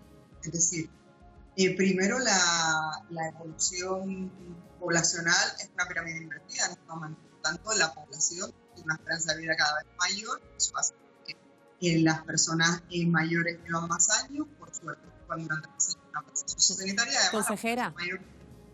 Vamos a intentar mejorar el sonido de esta conexión porque estamos muy interesados en hacerle esta entrevista y vamos a dejar a los compañeros técnicos que lo intenten mejorar. De momento continuamos con nuestra mesa de análisis y luego volvemos a hablar con usted, ¿le parece? De acuerdo. Gracias. Bueno, Pedro, seguiremos muy pendientes de volver a conectar con la consejera. Eso es, en cuanto solventemos esos problemas técnicos, volvemos con la consejera del Cabildo de Gran Canaria. Seguimos aquí en nuestra mesa de análisis. Claudia, quería comentarte una cosa. El Ministerio de Derechos Sociales y Agenda 2030 está elaborando un borrador para una nueva ley de residencias que, bueno, va a limitar las plazas en función de la población de esa localidad. Por ejemplo, un límite de 60 plazas en zonas rurales, 90 en zonas medias y 120 en ciudades. Estamos hablando de un plan demasiado ambicioso, teniendo en cuenta de la base de la que partimos, o bueno, eso puede suponer una mejor atención para nuestros mayores. A ver, yo vuelvo a insistir en que es verdad que el Ministerio, con sus competencias, tiene que planificar, evidentemente, pero la realidad la tenemos en los municipios, eso no se nos escapa a nadie. Esas pequeñas localidades, ¿no? Efectivamente. Si las políticas municipales dirigidas por el Cabildo, auxiliadas por el Cabildo en el ámbito de Canarias y el Gobierno de Canarias no soportan a través de financiación, a través de recursos materiales y recursos profesionales, poco vamos a llegar a hacer. Es decir, la realidad no llega. Yo que vivo en Gran Canaria, un ciudadano, una ciudadana de Valsequillo, si tiene que trasladarse a vivir en una residencia en Mogán, sus familiares van a tener complicada esa asistencia, esa conexión, con lo cual tendremos que analizar muy bien el entorno de las personas, porque cambiar a las personas de su entorno también les genera pues mayor desgaste y mayores problemas sociales y de salud, evidentemente. La salud mental se les va a deteriorar y la de sus familiares también. Entonces, ¿ese plan viene bien? Sí, si lo analizamos también desde la cercanía y la proximidad de las personas que tienen los problemas. En cualquier caso, a lo mejor apoyar más o fomentar más esos servicios que puede proporcionar un ayuntamiento, como el servicio de ayuda a domicilio, de atención, para que, bueno, en la medida de lo posible esas personas estén en su casa, pero bien atendidas, sin necesidad de desplazarse. Fanny. Lilia. Te preguntaba un poco si existe la necesidad de impulsar un poco más esos recursos que ofrecen los ayuntamientos, de el servicio a domicilio, esa ayuda para que esos mayores, esos dependientes puedan estar en su casa sin tener que desplazarse, pero que estén bien atendidos. Sí, hay que impulsarlos, pero impulsarlos de verdad. No decir, vas, estás 1 hora, 2 horas. Eso, con un anciano, con una persona que necesite, eso no es nada. Eso tiene que estar bien estudiado, dependiendo de las carencias que tenga esa persona y las necesidades que tenga esa persona. Y lo que decía Claudia, lo de las residencias. Las residencias, yo creo que cada pueblo debe tener su propia residencia para sus ancianos, porque en los pueblos hay gente mayor, solita, que no tienen familiares alrededor y necesitan estar ubicados en un sitio. Ahí también podríamos hablar del concepto de soledad que tienen muchos mayores, también, ¿no? También. Bueno, también otro de los asuntos es que la pandemia, ya saben, no hace falta que se los diga yo, ha afectado a todos los ámbitos de nuestra sociedad, a nosotros como individuos, y también ha afectado a las residencias de mayores en el sentido de que quizás tendríamos que ir hacia residencias de mayores más pequeñas para evitar, bueno, este tipo de situaciones, ¿no? O también para conseguir un trato mejor de esas personas. Yo pienso que la residencia lo que falta también es más empleados, porque las residencias siempre van a estar, por desgracia, casi siempre están llenas. Y necesita pues que más empleadas que lo puedan atender con un poquito más de delicadeza y con buen trato, como ellos merecen. Porque ese trato del personal de las residencias de mayores podría ser mejor. ¿Tú cómo lo valorarías? Yo que Quizás falta formación. lo he vivido de bastante cerca, no tengo nada en contra de nadie, ni tengo por qué hablar mal de nadie, pero se nota que falta personal porque van todos a la carrera y no puede ser. Y te hablo de mi caso, mi prima misma tenía las manos ya engarrotadas del Alzheimer que tenía, estuvo 2 años ingresada cuando la pandemia, de allí salió casi ya con las manos engarrotadas, porque cuando nosotros íbamos, mi hermana y yo, que es la que la cuidábamos, le poníamos una pelotita para que abriese la mano, le hacíamos ejercicio, y claro, allí la residencia, por ejemplo, ni en la clínica le daban esos masajes. Y yo en la clínica cuando estuvo se lo decía al médico, y ella le decía que él estaba allí para curarse, no para tener calidad de vida. Digo, no, está más que nada para tener calidad de vida, porque todos los que llegamos a viejos, pero queremos llegar bien dentro de lo que cabe. Claro, esa falta personal en las residencias de mayores, en cualquier caso, ¿Es por esa falta de personal, a lo mejor, que no se atiende bien, o es una cuestión de falta de formación también? ¿Puede ser, Fanny? Hace falta formación, hace falta humanidad, que es lo más importante, y después es saber conectar con los ancianos con las personas que lo necesiten, porque no es lo mismo que vaya y vaya y le digas, ¿qué pasa? ¿Cómo se encuentra? ¿Qué tal? ¿Hoy cómo vamos? No es tiempo que pierdes, es tiempo que estás ganando con esa persona. Yolanda, no sé si querías apuntar algo que... Sí, que es la pura verdad, porque claro, ellos van corre, mientras tú estás delante y tú ves, van con mucho cariño, pero luego yo sé que no. Y yo también comprendo que es estrés porque son muchos y no es que le des mimo, sino sea poquito de atención cariñosa, vaya, porque para mí es que se lo den la familia, porque yo sé que ya no están para eso, pero que es muy triste, sí. O que te pongan en la clínica la bandeja de la comida y tú no puedes abrir ni el yogur y se te enfría la comida porque no puedes abrir ni el yogur. ¿Ya comiste, María? Sí, sí. O recogen la cosa y no ha comido la pobre, porque no le dan tiempo a las mismas enfermeras en las clínicas de darle de comer a todos, porque hay poco personal. ¿Cómo podría solucionarse, Claudia, bueno, pues que se incremente el número de personas que trabajan en las residencias de mayores? ¿Cómo podría ser el procedimiento, pues bueno, para fomentar esa contratación, si es que esa puede ser una de las soluciones? Yo es que parto de la base de que no tenemos que trabajar o debemos cambiar la mirada y la mirada política, sociopolítica, de trabajar en la dependencia, como bien empecé, y trabajar desde la autonomía de las personas. Creo que tenemos que trabajar la prevención desde que las personas empezamos a construirnos como seres, ¿no? Trabajar la dependencia ya es lo último que nos queda y evidentemente ahí es ya como que ya es el último cartucho que hemos agotado. El modelo de residencial que apuntabas antes, creo que es extremo llegar a macroresidencia y debemos trabajar en microresidencia donde se fomente la autonomía de las personas mayores desde la ayuda mutua con apoyo profesional, el adecuado, pero sí en un entorno más amigable, vamos a decirlo. Esperar a que la plaza de la residencia me atienda la cuidadora, el auxiliar de ayuda a domicilio, creo que ya es que llegamos tarde y hemos fracasado como sociedad y como agentes sociales. Yo creo que revertir el modelo y copiar los modelos que ya existen sería una de las soluciones, que estamos a tiempo si nos lo proponemos entre todas y todos, y sobre todo si las entidades públicas pues le dan una nueva mirada y construyen un sistema de servicios sociales que nos recoja a todos. Quizás a lo mejor el camino que se debería de seguir a partir de ahora es el de viviendas intergeneracionales, viviendas compartidas, a lo mejor asemejar un poco más a lo que viene siendo un núcleo familiar. ¿Puede ser efectivamente, porque como dije antes, la población estamos tendiendo a estar más envejecida. Los jóvenes no tenemos casi proyectos de futuro actualmente con la situación económica y laboral que tenemos. Pues qué buena herramienta podría ser, que ya se hace en algunos ámbitos, del intercambio intergeneracional para que desde la ayuda mutua compartamos experiencias de vida, ¿no? Y que el mayor ofrece su casa, el joven apoyo y otras cuestiones, y ambos caminamos y nos relacionamos de otra manera.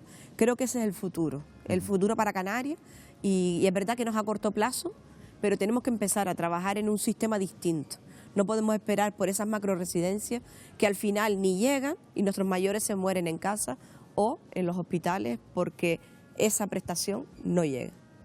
Claro, también es importante hablar de esas prestaciones por dependencia, ya no solo la ayuda que pueden proporcionar ayuntamientos o las propias familias, sino bueno, pues esa cantidad de dinero que puede suponer algo para esos familiares y que la atención de esos mayores o esos dependientes mejore, ¿no? Eso también tiene que llegar. Hay que tener en cuenta que la mayoría de la gente que está cuidando a esos pacientes son gente que han tenido que dejar de trabajar, entonces es un sueldo menos que entra en casa.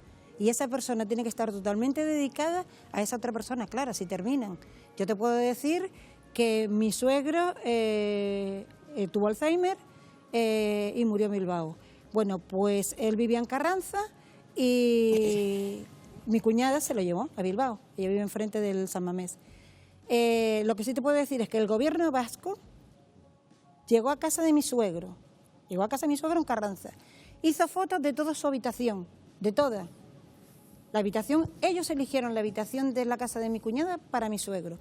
Y si él tenía una ventana allí que tenía un paisaje con un árbol, eso lo fotografiaban, le ponían una ventana falsa en su habitación y él seguía con su casa. Si el armario era de cierta manera, la foto se la ponían encima y era el armario de él. O sea, él cuando llegó a casa de mi cuñada, él siguió en su casa. Y después otra cosa, el gobierno vasco le ponía de 7 de la mañana a 11 de la mañana 2 personas. Y tú sabes que las vascas son fuertes y grandes, porque además valen.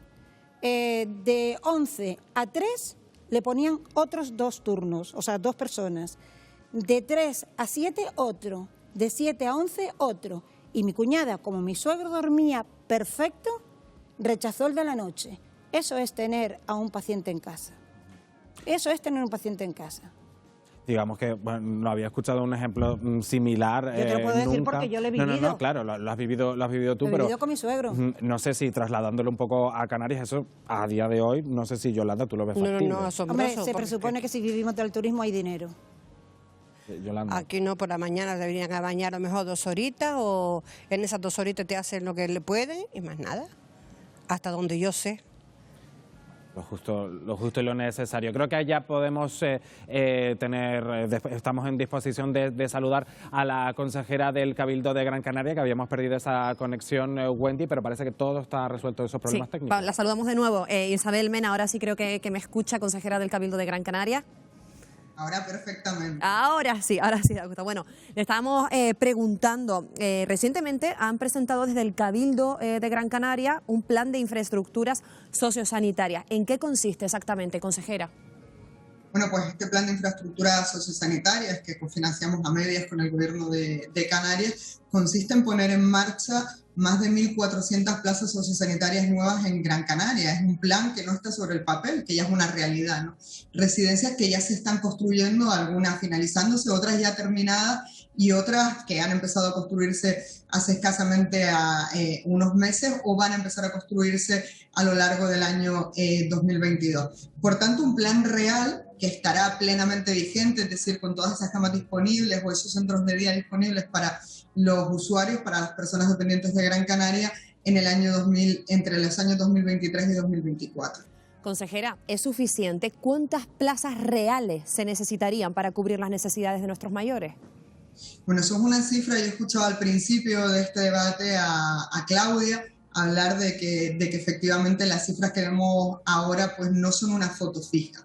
Es decir, en este momento en Gran Canaria, en lista de espera para acceder a una residencia hay 1.400 personas, con lo cual daríamos respuesta con este plan. Pero la realidad es que tenemos una pirámide poblacional invertida, que las personas pues cada vez tienen mayor esperanza de vida, lo cual es bueno, pero además la población se está envejeciendo a un ritmo muchísimo mayor que en décadas anteriores. Eso hace que la lista de espera sea dinámica, que constantemente esté entrando gente. Eso a mí a lo que me lleva es una reflexión que creo que la han hecho a lo largo del programa, y es que Canarias tiene tanta lista de espera en residencias porque durante muchos años el único servicio que hemos puesto a disposición de la familia, de las personas dependientes, son las residencias. Poco a poco empezamos a poner en marcha plazas de estancia diurna, pero no permitimos, con los servicios que prestamos, que sin embargo sí recogen la mal llamada ley de dependencia, que es la ley de autonomía personal, servicios para que las personas puedan permanecer en casa.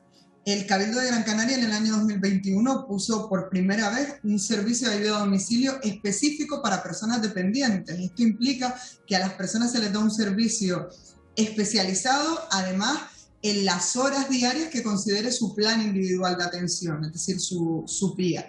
Si este servicio en los pocos meses que lleva de rodaje ha tenido una aceptación magnífica entre las personas dependientes, y estoy segura que si este servicio se afianza, ya no habrá tantas personas en lista de espera para un centro residencial, sino que permitiremos, dando un servicio de calidad adecuado a las necesidades del usuario, que las personas estén el mayor tiempo posible en casa, y se cambiará también la fotografía de la dependencia en Canarias. Vamos a hablar del acceso precisamente a esas plazas que podrían estar disponibles. No sé si tiene el dato, consejera, pero de media, ¿cuánto le puede costar a una familia una plaza en la residencia? ¿En una residencia pública? Sí. En las residencias públicas, bueno, primero hay que decir que el copago no está regulado aún en Canarias y por tanto la situación de Gran Canaria no es la misma que Tenerife y no es la misma que en Lanzarote o en el resto de islas, ¿no? Una de las cuestiones pendientes que hay en Canarias es regular el copago, que esto significa que cada persona paga según lo que ingresa, ¿vale? Es decir, a lo grande que sea tu pensión, se equipara a lo que tengas que pagar en el centro residencial. En este momento en Gran Canaria, en la mayor parte de los centros residenciales, lo que se paga es lo que nosotros conocemos como el módulo social, que está en torno a unos 350 euros mensuales. Lo que está claro es que en ningún sitio, en las residencias públicas, en ningún sitio un usuario paga más de lo que cobra como pensionista. Y ya para terminar, consejera, ustedes han optado por el denominado modelo de atención personalizada. ¿Exactamente en qué consiste? Bueno, en todas esas residencias que estamos construyendo dentro de este plan de infraestructuras, que como digo ya es una realidad, nos hemos ido a un modelo arquitectónico que nos permite que todos los centros residenciales nuevos estén divididos en módulos de 15 usuarios. Esto quiere decir que las plazas que tenga el centro residencial se va a dividir siempre en un módulo de 15 usuarios con sus propios espacios comunes, con sus propias conexiones entre ellos, pero que no están conectados al resto de los usuarios de la residencia. Es decir, la impresión para estos usuarios va a ser siempre estar en un centro pequeño, en un centro de tamaño muy reducido, casi en un hogar. Y esto lo que hace es poner a escala humana la atención residencial. No tenemos que avanzar hacia un modelo de dejar atrás las macroresidencias, al menos ese es el modelo por el que ha optado Gran Canaria, dejar atrás las macroresidencias y empezar a construir centros que permitan que la atención sea absolutamente personalizada. Además estamos trabajando, Gran Canaria ya tiene un centro que está certificado como libre de sujeciones físicas y farmacológicas, que es el Centro del Pino, pero ya estamos trabajando con el resto de centros de Gran Canaria, empezando por el Sabinal Italiarte, para que los centros de Gran Canaria sean todos libres de sujeciones físicas y farmacológicas. Es decir, que lo que impere sea un sentimiento de estar lo más cercano a un hogar. Estamos en una residencia, eso no lo podemos obviar, pero lo más cercano a un hogar posible. Y con los centros, con el modelo de centros que estamos construyendo, eso va a ser así. Isabel Mena, consejera, gracias por habernos atendido y haber arrojado un poco de luz a esta situación que cada vez nos preocupa más. Que tenga buen día. Muchísimas gracias, y la preocupación desde luego es compartida. Yo creo que la dependencia está en este momento en el centro del debate porque debe estar, ¿no? Porque es un problema real de las familias en Canarias. Gracias, muchas gracias, consejera. Bueno, lo importante de todo esto, yo con lo que me quedaría es que se está en la materia y se está avanzando y se está mejorando y que se piensa sobre todo en el bienestar de nuestros mayores, que es importante. Esa es la prioridad, Wendy, pero creo que todavía queda muchísimo camino por recorrer y espero que ese camino se recorra. Bueno, esta noche a las 10:15 tienen una cita en esta casa con Fuera de Plano, el programa de análisis y debate de Televisión Canaria, que hoy pone sobre la mesa el envejecimiento de la población de las islas y las posibles consecuencias que ello puede tener en el futuro. Nos avanza los contenidos Laura de Pablo. ¿Qué tal, compañeros? Esta noche, a partir de las 10:25, en Fuera de Plano, abordaremos el tema del envejecimiento de la población en Canarias. Según datos del ISTAC, a finales de este año habrá en las islas 400.000 personas con más de 65 años. El envejecimiento de la población está generando consecuencias, problemas, pero también oportunidades. Todo un reto social que ya tiene un impacto en nuestra economía. Vean. A fecha de hoy, los mayores de 50 años tienen un 12% más de capacidad adquisitiva que los demás segmentos. Hay un montón de actividades, por no decir todas las actividades de la economía, que tienen que ver a las personas mayores como destinatarias, como público objetivo. Pero como en todo, aquí también hay una cara y una cruz, y aunque la tecnología se ha abierto paso, también ha abierto una brecha digital para estas personas a las que a la mayoría les cuesta hacer una gestión por internet, sacar una cita previa o hacer una operación en un cajero automático. Y así nos lo cuenta uno de los testimonios. Ahora mismo tengo un problema yo con el ayuntamiento, intenté meterme para pedir cita previa, es que no te ayudan tampoco, o sea, en lugar de ayudarte lo que hace es complicar, te aburren, es que te aburren y entonces paso. Pero también hablaremos de un tema que durante siglos ha anhelado la humanidad, que es la búsqueda de la inmortalidad. Hay estudios que señalan que se puede alargar la vida gracias a los avances de la ciencia y la medicina. Esta noche les explicaremos de qué se trata. A partir de las 10:25 les esperamos en Fuera de Plano. Gracias, Laura. 10:25 esta noche, fuera de plano, aquí en Televisión Canaria. Nosotros tenemos que despedir ya la mesa, nos quedamos sin tiempo. Gracias, Yolanda, gracias, Fanny, Lilia, y gracias Claudia, por aportarnos pues su testimonio como buenas conocedoras de esta situación en Canarias. Nosotros vamos a hacer una pausa, pero a la vuelta ya saben que estamos pues con la noticia del día. 22 meses después, el rey emérito vuelve a España. Tras 22 meses en Abu Dhabi, el rey emérito regresa a España apenas unas semanas después de que se archivase la investigación contra él.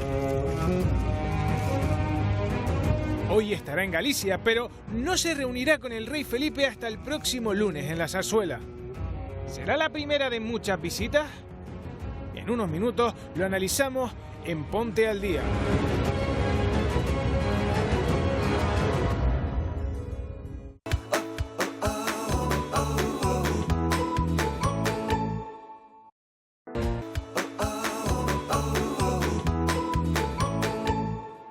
Doce y 47, seguimos aquí en Ponte al Día, se lo prometimos, volvemos con y más rapidito cosas. Además, y volvemos, va a empezar, si te parece, nos asomamos a las redes sociales y lo vamos a hacer con Arguiñe Águila. Cuéntanos. Empezamos hoy con una pelea multitudinaria que no ha dejado indiferente a nadie, ha sucedido en una población de la provincia de Barcelona, en Cataluña. Como vamos a ver en las imágenes, 3 agentes intentan parar una pelea, se ven desbordados porque son demasiadas personas para solo 3 agentes, con lo cual no pueden con ellos. Lo bueno es que ellos no recibieron ningún golpe. Y ahora vamos a seguir con peleas, pero de otra manera. Un VTC y una moto se enzarzan en una discusión. Parece que la cosa queda ahí, pero de repente, cuando la moto se aparta y el VTC aparentemente parece que se va a marchar, da marcha atrás y tira la moto al suelo. Parece que las discusiones a algunos les hace hacer cosas que no deben. Y ahora vamos a ir a ver otra situación en la que a mí personalmente me daría mucho miedo vivirla. Esto ha sucedido en Australia. Un tiburón aparece de repente en estas aguas y se intenta comer el motor de un pesquero. Los pescadores que están en su interior están nerviosos, a la vez lo quieren grabar, pero claro, el tiburón ve que esto no es comida y finalmente se marcha. Y terminamos con otra situación. Esto ha pasado en la India. A muchos nos recordará a un juego de un programa de televisión antiguo que es Los Troncos Locos. La diferencia es que esto ha sido realidad. Ha sucedido en la India. Las lluvias torrenciales se ha llevado por delante ese puente colgante mientras los ciudadanos intentaban pasar de un lado a otro. Por suerte no hubo que lamentar heridos y pudieron salir del agua. Bueno, gracias, Arguiñe. Seguimos aquí en Ponte al Día muy pendientes de ese regreso del rey emérito Juan Carlos I a España. Está prevista esa llegada en torno a las 6:20 al aeropuerto de Vigo. Nira Casanova. Sí, si les parece, vamos a analizar las claves que tenemos en estos momentos. Como bien indicabas, va a llegar esta misma tarde al aeropuerto de Vigo, luego será trasladado hasta la localidad de San Exenxo, donde va a asistir a una regata. Y atención, porque podría hacerlo acompañado de la infanta Elena. Se va a hospedar en la vivienda, en una de las propiedades del presidente del Real Club Náutico de esta localidad. Su agenda comenzaría mañana sobre las 12 de la mañana, cuando saludaría a los asistentes de esta regata. ¿Cuándo va a regresar el rey a Madrid? ¿Cuándo volverá a Madrid? Pues será el lunes 23 en la Zarzuela. Se va a reunir con toda su familia. También lo hará, atención, con la reina doña Sofía, que regresa nada menos que de Miami. Hay que recordar que el rey regresa a España después de más de 22 meses, en un momento en el que la Fiscalía archivaba la causa contra él. Gracias, Nira. Bueno, pues vamos a ampliar todos estos datos y analizar las posibles repercusiones que pueda tener el regreso del rey emérito con José A. Pesarena, editor del Confidencial Digital. Muy buenas, bienvenido a Ponte al Día. Muchas gracias. Bueno, esto puede suponer toda una tormenta política ahora mismo en España, ese regreso del rey emérito. No tanto, porque yo creo que hemos anunciado tantas veces que volvía a España y ha habido tantas reacciones durante tantos momentos que ya me parece que ya muchas de las cosas que se iban a decir se han dicho ya. Pero es verdad que es una vuelta complicada. ¿Por qué? Porque es la primera vez. Pero hay que decir una cosa muy importante. El rey Juan Carlos, dicho pronto y rápidamente, es inocente.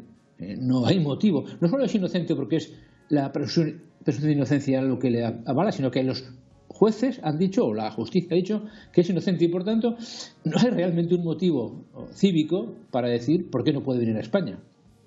Nos preguntamos, José, si vamos a tener foto de familia o no en esta visita del rey emérito.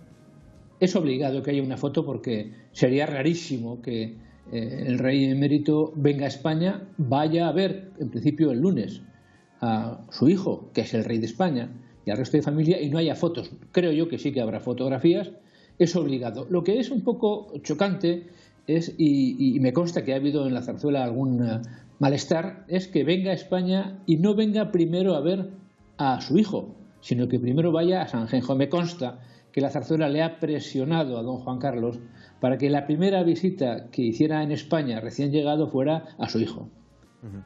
No sé si esta va a ser la primera vuelta, el primer regreso de Juan Carlos I a España después de su mudanza a Abu Dhabi. No sé si se prevén que más viajes a España a partir de ahora o bueno, va a pasar tiempo hasta que le volvamos a ver.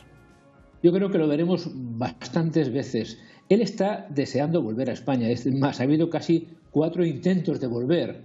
Uno de ellos se produjo antes de la Navidad, otro después de la Navidad, pero hubo un primer intento que es nada más marcharse de España, ese mes de septiembre del año 2020, él quiso volver a España, ¿a qué?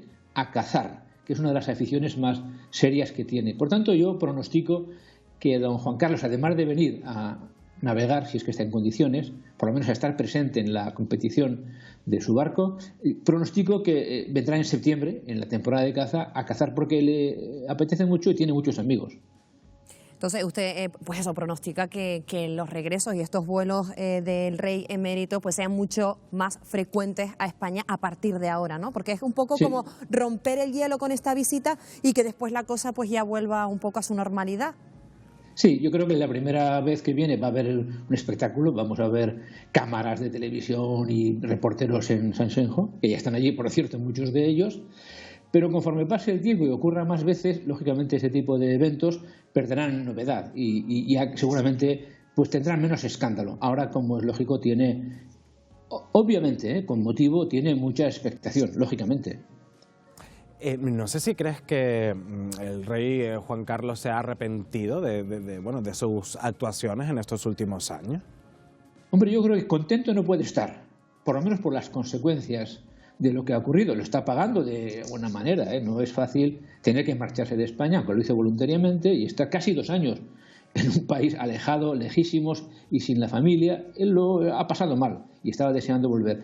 Pero sí que alguna gente que está en su entorno dice que él considera que tampoco debería lamentarlo demasiado, en el sentido de que él dice que él no se ha llevado dinero de los españoles al bolsillo, es lo que dice él.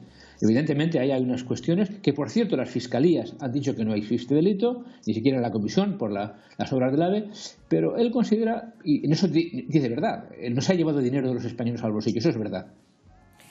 Lo cierto es que todo el declive del rey emérito comienza con esa declaración que le hizo Corina en su momento a Villarejo y bueno, pues a partir de ahí pues muchos españoles han visto pues de forma controvertida y polémica pues el que vuelva otra vez a España. No sé con qué ojos lo ve usted, si al final los españoles hemos olvidado y al final pues bueno, no deja de ser inocente de todo lo que se ha hablado.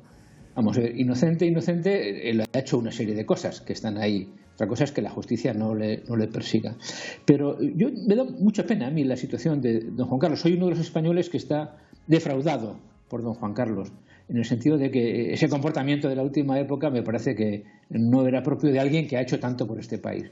Pero a la vez no hay que olvidar lo que ha hecho por este país. Y yo creo que eso también debemos ser capaces de tenerlo en cuenta. Es una persona que, entre otros muchos, ¿verdad?, pero en primera línea ha traído la democracia a España. Y hay que recordar que don Juan Carlos recibió el régimen de Franco, con todos los poderes, y los fue cediendo, por así decirlo. Por tanto, él ha sido protagonista de la etapa más brillante de la vida española en los últimos siglos. Y por tanto, no podemos olvidar las dos cosas. O sea, que por un lado hay una decepción personal, la tengo yo estoy decepcionado, pero también no podemos olvidar el papel histórico. Y creo yo que eso está ahí luchando entre la opinión de los españoles y creo que poco a poco está empezando a considerarse que también es de tener en cuenta ese papel brillantísimo en la vida de la sociedad española. José, ¿y cómo cree que será ese encuentro con la reina Sofía? Porque bueno, no se han visto durante esos 22 meses, lo cierto es que ella está en Miami, que regresa el domingo, y bueno, estamos muy expectantes, o nos hacemos una idea quizás de cómo puede ser ese encuentro, no sé con qué ojos lo vería usted. Bueno, me parece, dicen los que están en su entorno, que don Juan Carlos, por así decirlo, está recuperando la valoración o el afecto o el prestigio de su esposa. ¿Por qué? Porque hay que reconocer que en todas estas circunstancias se ha comportado de una manera ejemplar.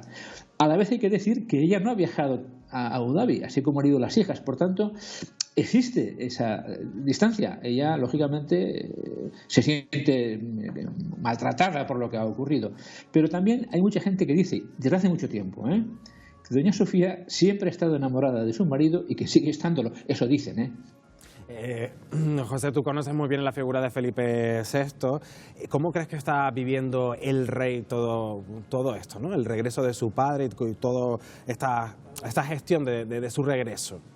Está siendo muy amargo, muy amargo. Me acuerdo que recientemente alguien le preguntó en privado cómo se encontraba y él, pellizcándose el brazo, dijo: soy humano, soy humano.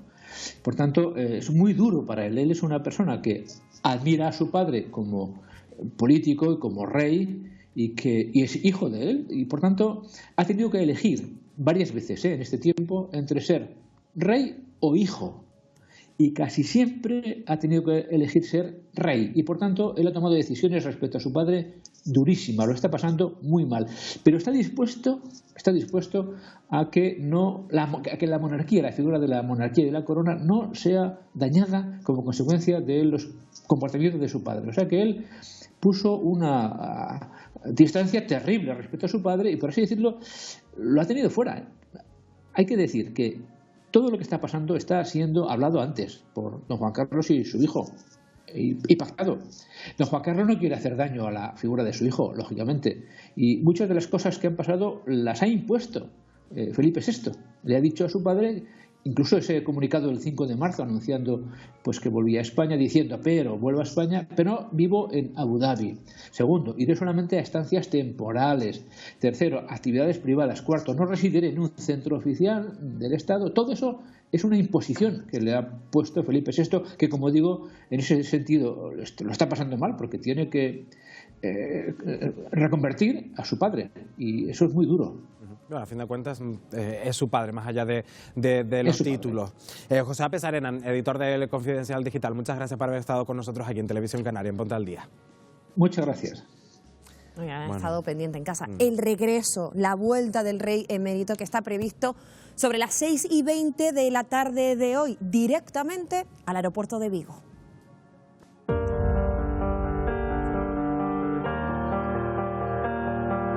Llevaba 22 meses en Abu Dhabi y hoy el rey emérito regresa a España. Exactamente estará en la localidad de San Xenxo, en Pontevedra, donde asistirá a una regata de vela.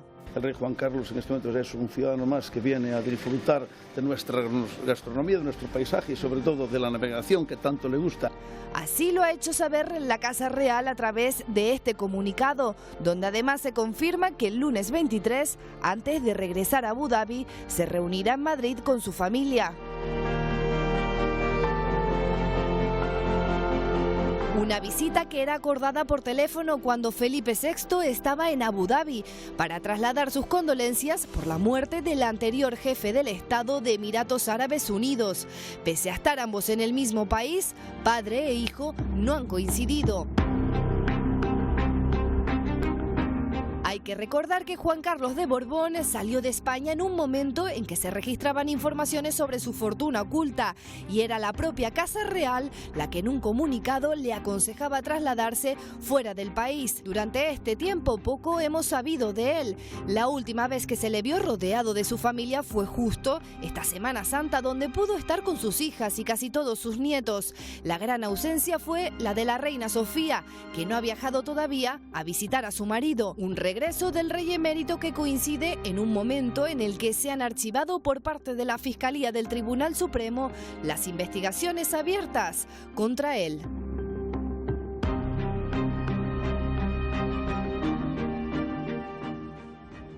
Y una de las personas que mejor conoce los entresijos de la Casa Real es Carmen Enríquez, periodista especializada en la Casa Real. Muy buenas tardes. Hola, buenas tardes. Carmen, preguntarle cómo será ese reencuentro del rey emérito con la familia. ¿Cómo cree que será? Bueno, a mí me gusta poco especular, o sea, yo prefiero esperar a ver cómo se produce ese encuentro y además saber efectivamente qué miembros de la familia van a estar presentes o no. En el comunicado se habla no de toda la familia, se dice se reunirá con el rey Felipe, con la reina doña Sofía y demás miembros de su familia. Eso no es exactamente todos los miembros de su familia, o sea que yo tengo mucha curiosidad por saber qué personas de su familia van a estar presentes, si van a estar las infantas, si van a estar todos sus nietos. Evidentemente la princesa de Asturias no creo que venga desde Inglaterra para estar presente en ese encuentro, o sea, pero sí, evidentemente yo creo que va a ser un encuentro afectuoso, va a ser un encuentro en donde bueno, la parte de la familia que está, digamos, más cerca de don Juan Carlos, a pesar de todo lo que ha pasado, pues yo creo que será más efusivo. Y la parte de la familia, digamos, que ha puesto distancia desde el primer momento que se supo que el rey había, digamos, desarrollado algunas actividades poco ejemplares y dudosamente legales, pues evidentemente quizás sea más frío o más distante, ¿no? Pero no sabemos, hasta que no veamos la imagen no podemos saberlo. Digamos, Carmen, que va a ser un encuentro más cordial, más familiar que institucional, a pesar de, bueno, de esa distancia que han marcado parte de la familia real. También se le presupone una mala relación con la reina Leticia, a pesar de todo. Insisto, es que no lo sabemos. Institucional, no, yo no creo que sea institucional, yo creo que va a ser un encuentro familiar, evidentemente, tiene un carácter familiar, pero es que no lo sabemos. Yo prefiero no pronunciarme hasta que no vea esa imagen y no. Me gusta más hablar de cosas que se hacen, que se han hecho, que no cosas que cómo serán cuando se produzcan. Eso es especular y a mí, insisto, lo de especular no es precisamente lo que más me gusta dentro del periodismo. Todo esto que ha ocurrido, ¿consideras que está pactado tanto por Felipe VI como por el rey emérito? Sí, claro, que está pactado. Hombre, yo creo que fundamentalmente habrán sido las personas máximas responsables de la Casa del Rey las que hayan pactado, no creo que directamente con el rey Juan Carlos, sino con alguna persona de su confianza para ver todos los detalles. Una de las cosas que se ha dicho y que han hecho que ha habido algunos roces ha sido precisamente el que el rey Juan Carlos no debía pernoctar en el Palacio de la Zarzuela, que ha sido su residencia durante más de 40 años, pero evidentemente es que el Palacio de la Zarzuela es la sede de la jefatura del Estado. Yo creo que esa es la razón por la cual al final el rey Juan Carlos solamente va a estar unas horas en Madrid y en el Palacio de la Zarzuela, no va a estar ninguna noche aquí, pues precisamente porque el problema era, si no está en su antigua residencia, ¿dónde va a estar? O sea, el rey no puede estar en cualquier sitio, en cualquier casa o en un hotel, eso sería ilógico, ¿no? Y entonces pues yo creo que eso lo que ha hecho es que se acorte la estancia en Madrid y que se limite solamente a ese contacto en el Palacio de la Zarzuela. Posiblemente se celebre también un almuerzo, pienso yo, por la hora en que va a llegar él a Madrid y nada más, ¿no? O sea que yo creo que eso pues evidentemente se ha tenido que hablar y ver al detalle mínimo, efectivamente, sí. Hoy nos ocupa esta vuelta, este regreso del rey emérito, porque hace ya 22 meses que se marchó a Abu Dhabi. ¿Cómo se vivió esa marcha dentro de la Casa Real?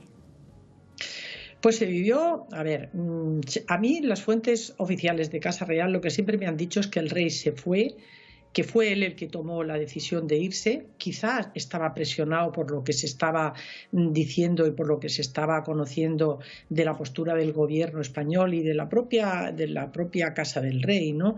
O sea, que él tomó esa decisión de irse y fue también una decisión suya el ir a Abu Dhabi, a los Emiratos Árabes Unidos, algo que yo creo que a mucha gente no le ha gustado, se ha criticado porque no es precisamente el país que tenga un régimen más democrático y que haya un respeto total a los derechos humanos. Es un país que pertenece a una región del mundo donde, pues digamos que viven un poco en ese sentido unos cuantos años o no sé si siglos más atrás, donde no hay libertad para las mujeres para moverse ni para tener unas actividades propias. O sea, todo eso hace que no lo hagan el país más aconsejable desde el punto de vista ético, ¿no? O sea, yo creo que eso fue pues fue una cosa que no debió gustar mucho precisamente ni a muchos medios de comunicación, ni en sectores del gobierno, ni tampoco dentro de la propia zarzuela. Y luego se vivió desde el punto de vista, desde los que estábamos fuera de la ciudadanía, lo vivimos pues con mucha intriga, porque no nos enteramos que se había ido hasta varios días después, y luego tampoco se quería decir en qué país estaba, porque el rey Juan Carlos exigió que no se dijera.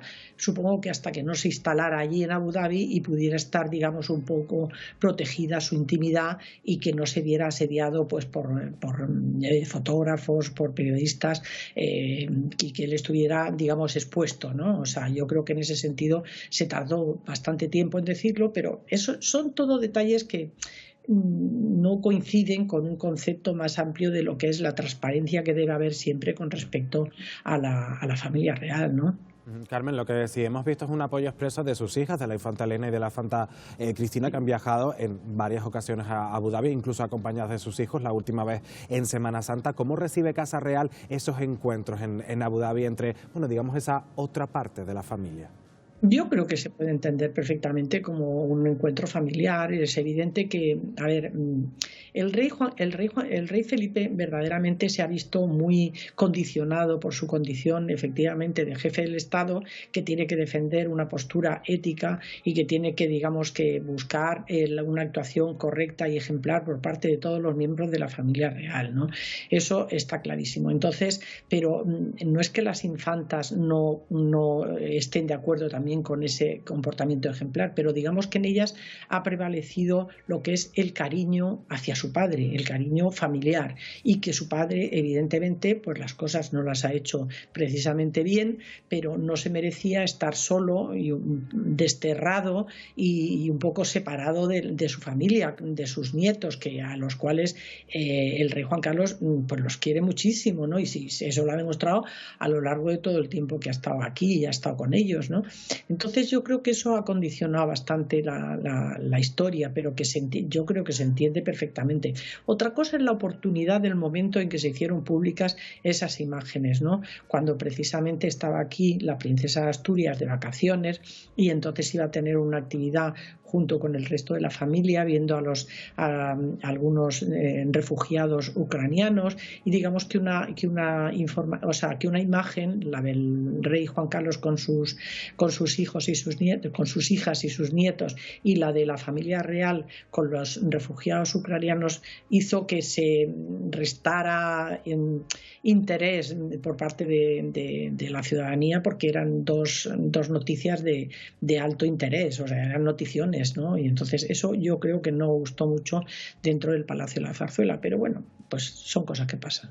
Bueno, y hablando de cariño, de relación familiar, lo cierto es que desde que el rey emérito se fue a Abu Dhabi hace ya 22 meses, no ha mantenido, que se sepa, relación con la reina Sofía. ¿Cuál es su relación actualmente? Imagino que también muchos estarán expectantes a ese encuentro que tendrá con la reina Sofía, que actualmente se encuentra en Miami.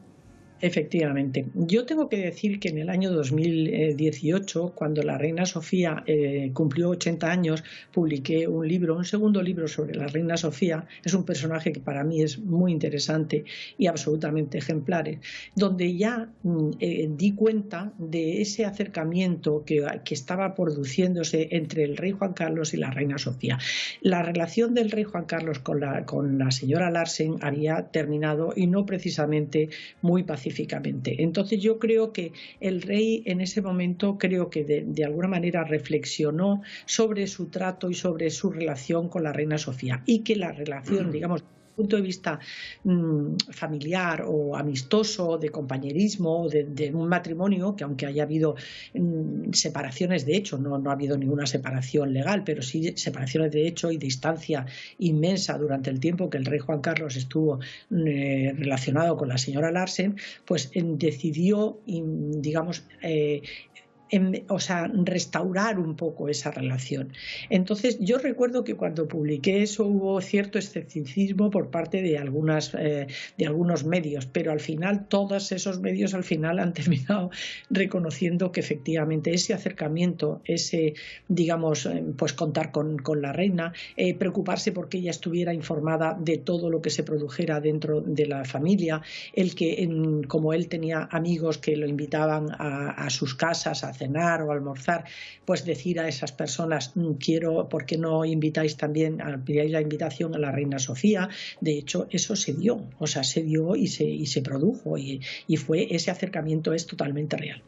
Es verdad que ahora ha habido 2 años, casi 2 años de separación y de alejamiento, pero es que yo creo que la lealtad de la reina Sofía hacia su marido está por encima, yo diría que de todo. Y es así, y entonces eso está, quiero decir, que luego puede haber etapas de mayor distancia o no, pero que la relación entre ellos está, para la reina Sofía es la lealtad a su marido, a la institución de la monarquía y al servicio de la población y de la ciudadanía española. Así que yo creo que el que no haya ido, es que ir a un lugar como Abu Dhabi, donde el rey estaba, pues eso, desterrado, en unas condiciones que, pues, probablemente eso a ella no le parece oportuno. La mentalidad de la reina Sofía es una mentalidad de una persona que tiene 84 años, no podemos juzgar esas actitudes de acuerdo con la mentalidad que puede haber ahora mismo por parte de personas mucho más jóvenes, ¿no? Ella no creo que le hiciera mucha gracia acudir a un sitio como ese donde el rey estaba pues un poco refugiado gracias a su gran amistad y al cariño que le tienen los jeques y los emires del Golfo Pérsico y que ella pues no debió considerarlo el lugar ideal para encontrarse con su marido. Ahora yo sé que sí que hablaban por teléfono y que mantenían un contacto. No sé cuánto de frecuente, porque esas cosas nunca las puedes saber, pero que sí que existía y que eso no se había roto. Carmen Enríquez, periodista especializada en la Casa Real, gracias por habernos dado tantos detalles sobre este regreso del rey emérito a España. Que tenga buen día, gracias. Muchas gracias a vosotros. Seguiremos hablando del rey emérito en unos minutos, pero ahora es tiempo de abrir crónica de sucesos nacionales. Nira Casanova. Sí, así es, y vamos a comenzar, si te parece, en Sevilla, porque como saben, ayer por la noche pues se producía ese encuentro, esas finales de la Europa League entre los Rangers y el equipo de Frankfurt. Peleas se iniciaban peleas, como estamos viendo ahora mismo en esta imagen antes de ese encuentro. Peleas que tenían lugar entre los aficionados alemanes que atacaban a los escoceses que se encontraron de camino al Sánchez Pizjuán. Hasta la zona se desplazaron en total hasta 5 furgonetas de la Policía Nacional, pero atención porque no ha trascendido ninguna detención. Y nos vamos a ir ahora hasta Barcelona para que vean las imágenes que nos hace llegar a continuación la Policía Nacional, que ha desmantelado nada menos que a una banda que se hacían pasar por miembros de las fuerzas de seguridad para robar, atención, droga a los narcotraficantes. La Policía Nacional ha detenido en total a 6 personas, todos ellos de origen colombiano, y además se estima que podrían haber recaudado hasta 500.000 euros. Hay que decir que esta investigación, compañeros, pues se iniciaba aproximadamente en el año 2020. Bueno, gracias, Nira. Y nosotros en este punto vamos a viajar hasta la isla de Lanzarote, donde aumenta precisamente la preocupación entre los vecinos y residentes de Arrecife después de que esta madrugada se haya producido un nuevo incendio en un vehículo. Alberto Fabricio, creo que está en la zona. No sé si has podido hablar con alguno de estos vecinos, compañero. Hola, ¿qué tal, Wendy? Buenas tardes. Sí, nosotros hemos hablado durante la mañana con Dolores, que es la vecina que vive en esta vivienda que se ha visto afectada por el incendio que se producía en esta calle Augusto Fajardo, en la capital de Lanzarote. Como hemos dicho, no solo se ha producido en estos 2 últimos días este incendio que están viendo, también se han producido otros incendios de vehículos y de contenedores que han afectado a viviendas, como esta que les decíamos, es la vivienda de Dolores, que íbamos a intentar hablar con ella a través de la ventana para que vean los efectos colaterales de estos incendios que están provocando también muchísimo miedo entre la población de Lanzarote, en este caso de Arrecife. Como les decimos, han sido en los 2 últimos días 4 incendios, incluso hemos podido hablar con el concejal a través de WhatsApp de Policía Local del Ayuntamiento de Arrecife, y barajan la posibilidad de que pueda tratarse de algún pirómano, ya que se han producido 4 incidentes en tan solo 2 días, quema de contenedores que han quemado coches, y esos contenedores han quemado fachadas de vehículos. Como decimos, muchísima preocupación entre los vecinos y mucho miedo porque también está afectando a viviendas, en este caso a personas mayores que viven a muy pocos metros de estos incendios que se están produciendo aquí en Lanzarote. Gracias, Alberto. No es para menos ese miedo entre los vecinos de Arrecife. Seguimos hablando del regreso del rey emérito, y una de las últimas reacciones a este regreso llegaba por parte de la vicepresidenta primera y ministra de Asuntos Económicos, Nadia Calviño. Ha pedido explicaciones. Creo que hemos tenido en los últimos años informaciones que son pues muy inquietantes, ¿no?, para el conjunto de los ciudadanos con respecto a la propia institución, la jefatura del Estado. Es un tema importante y yo creo que tendría que dar explicaciones, y sin duda. Saludamos a Juan Cruz, periodista y director adjunto a la presidencia de Prensa Ibérica. ¿Tiene que dar explicaciones al rey emérito en este regreso? Sin duda ninguna. Todos los españoles somos iguales ante la ley, y el más igual tendría que ser primero que nada el rey, la Casa Real, porque por otra parte no han sido elegidos. El país, la nación, ha confiado en esa tradición monárquica el futuro y la vida de un Estado que se dio a sí mismo la obligación de cumplir las leyes y hacerlas cumplir.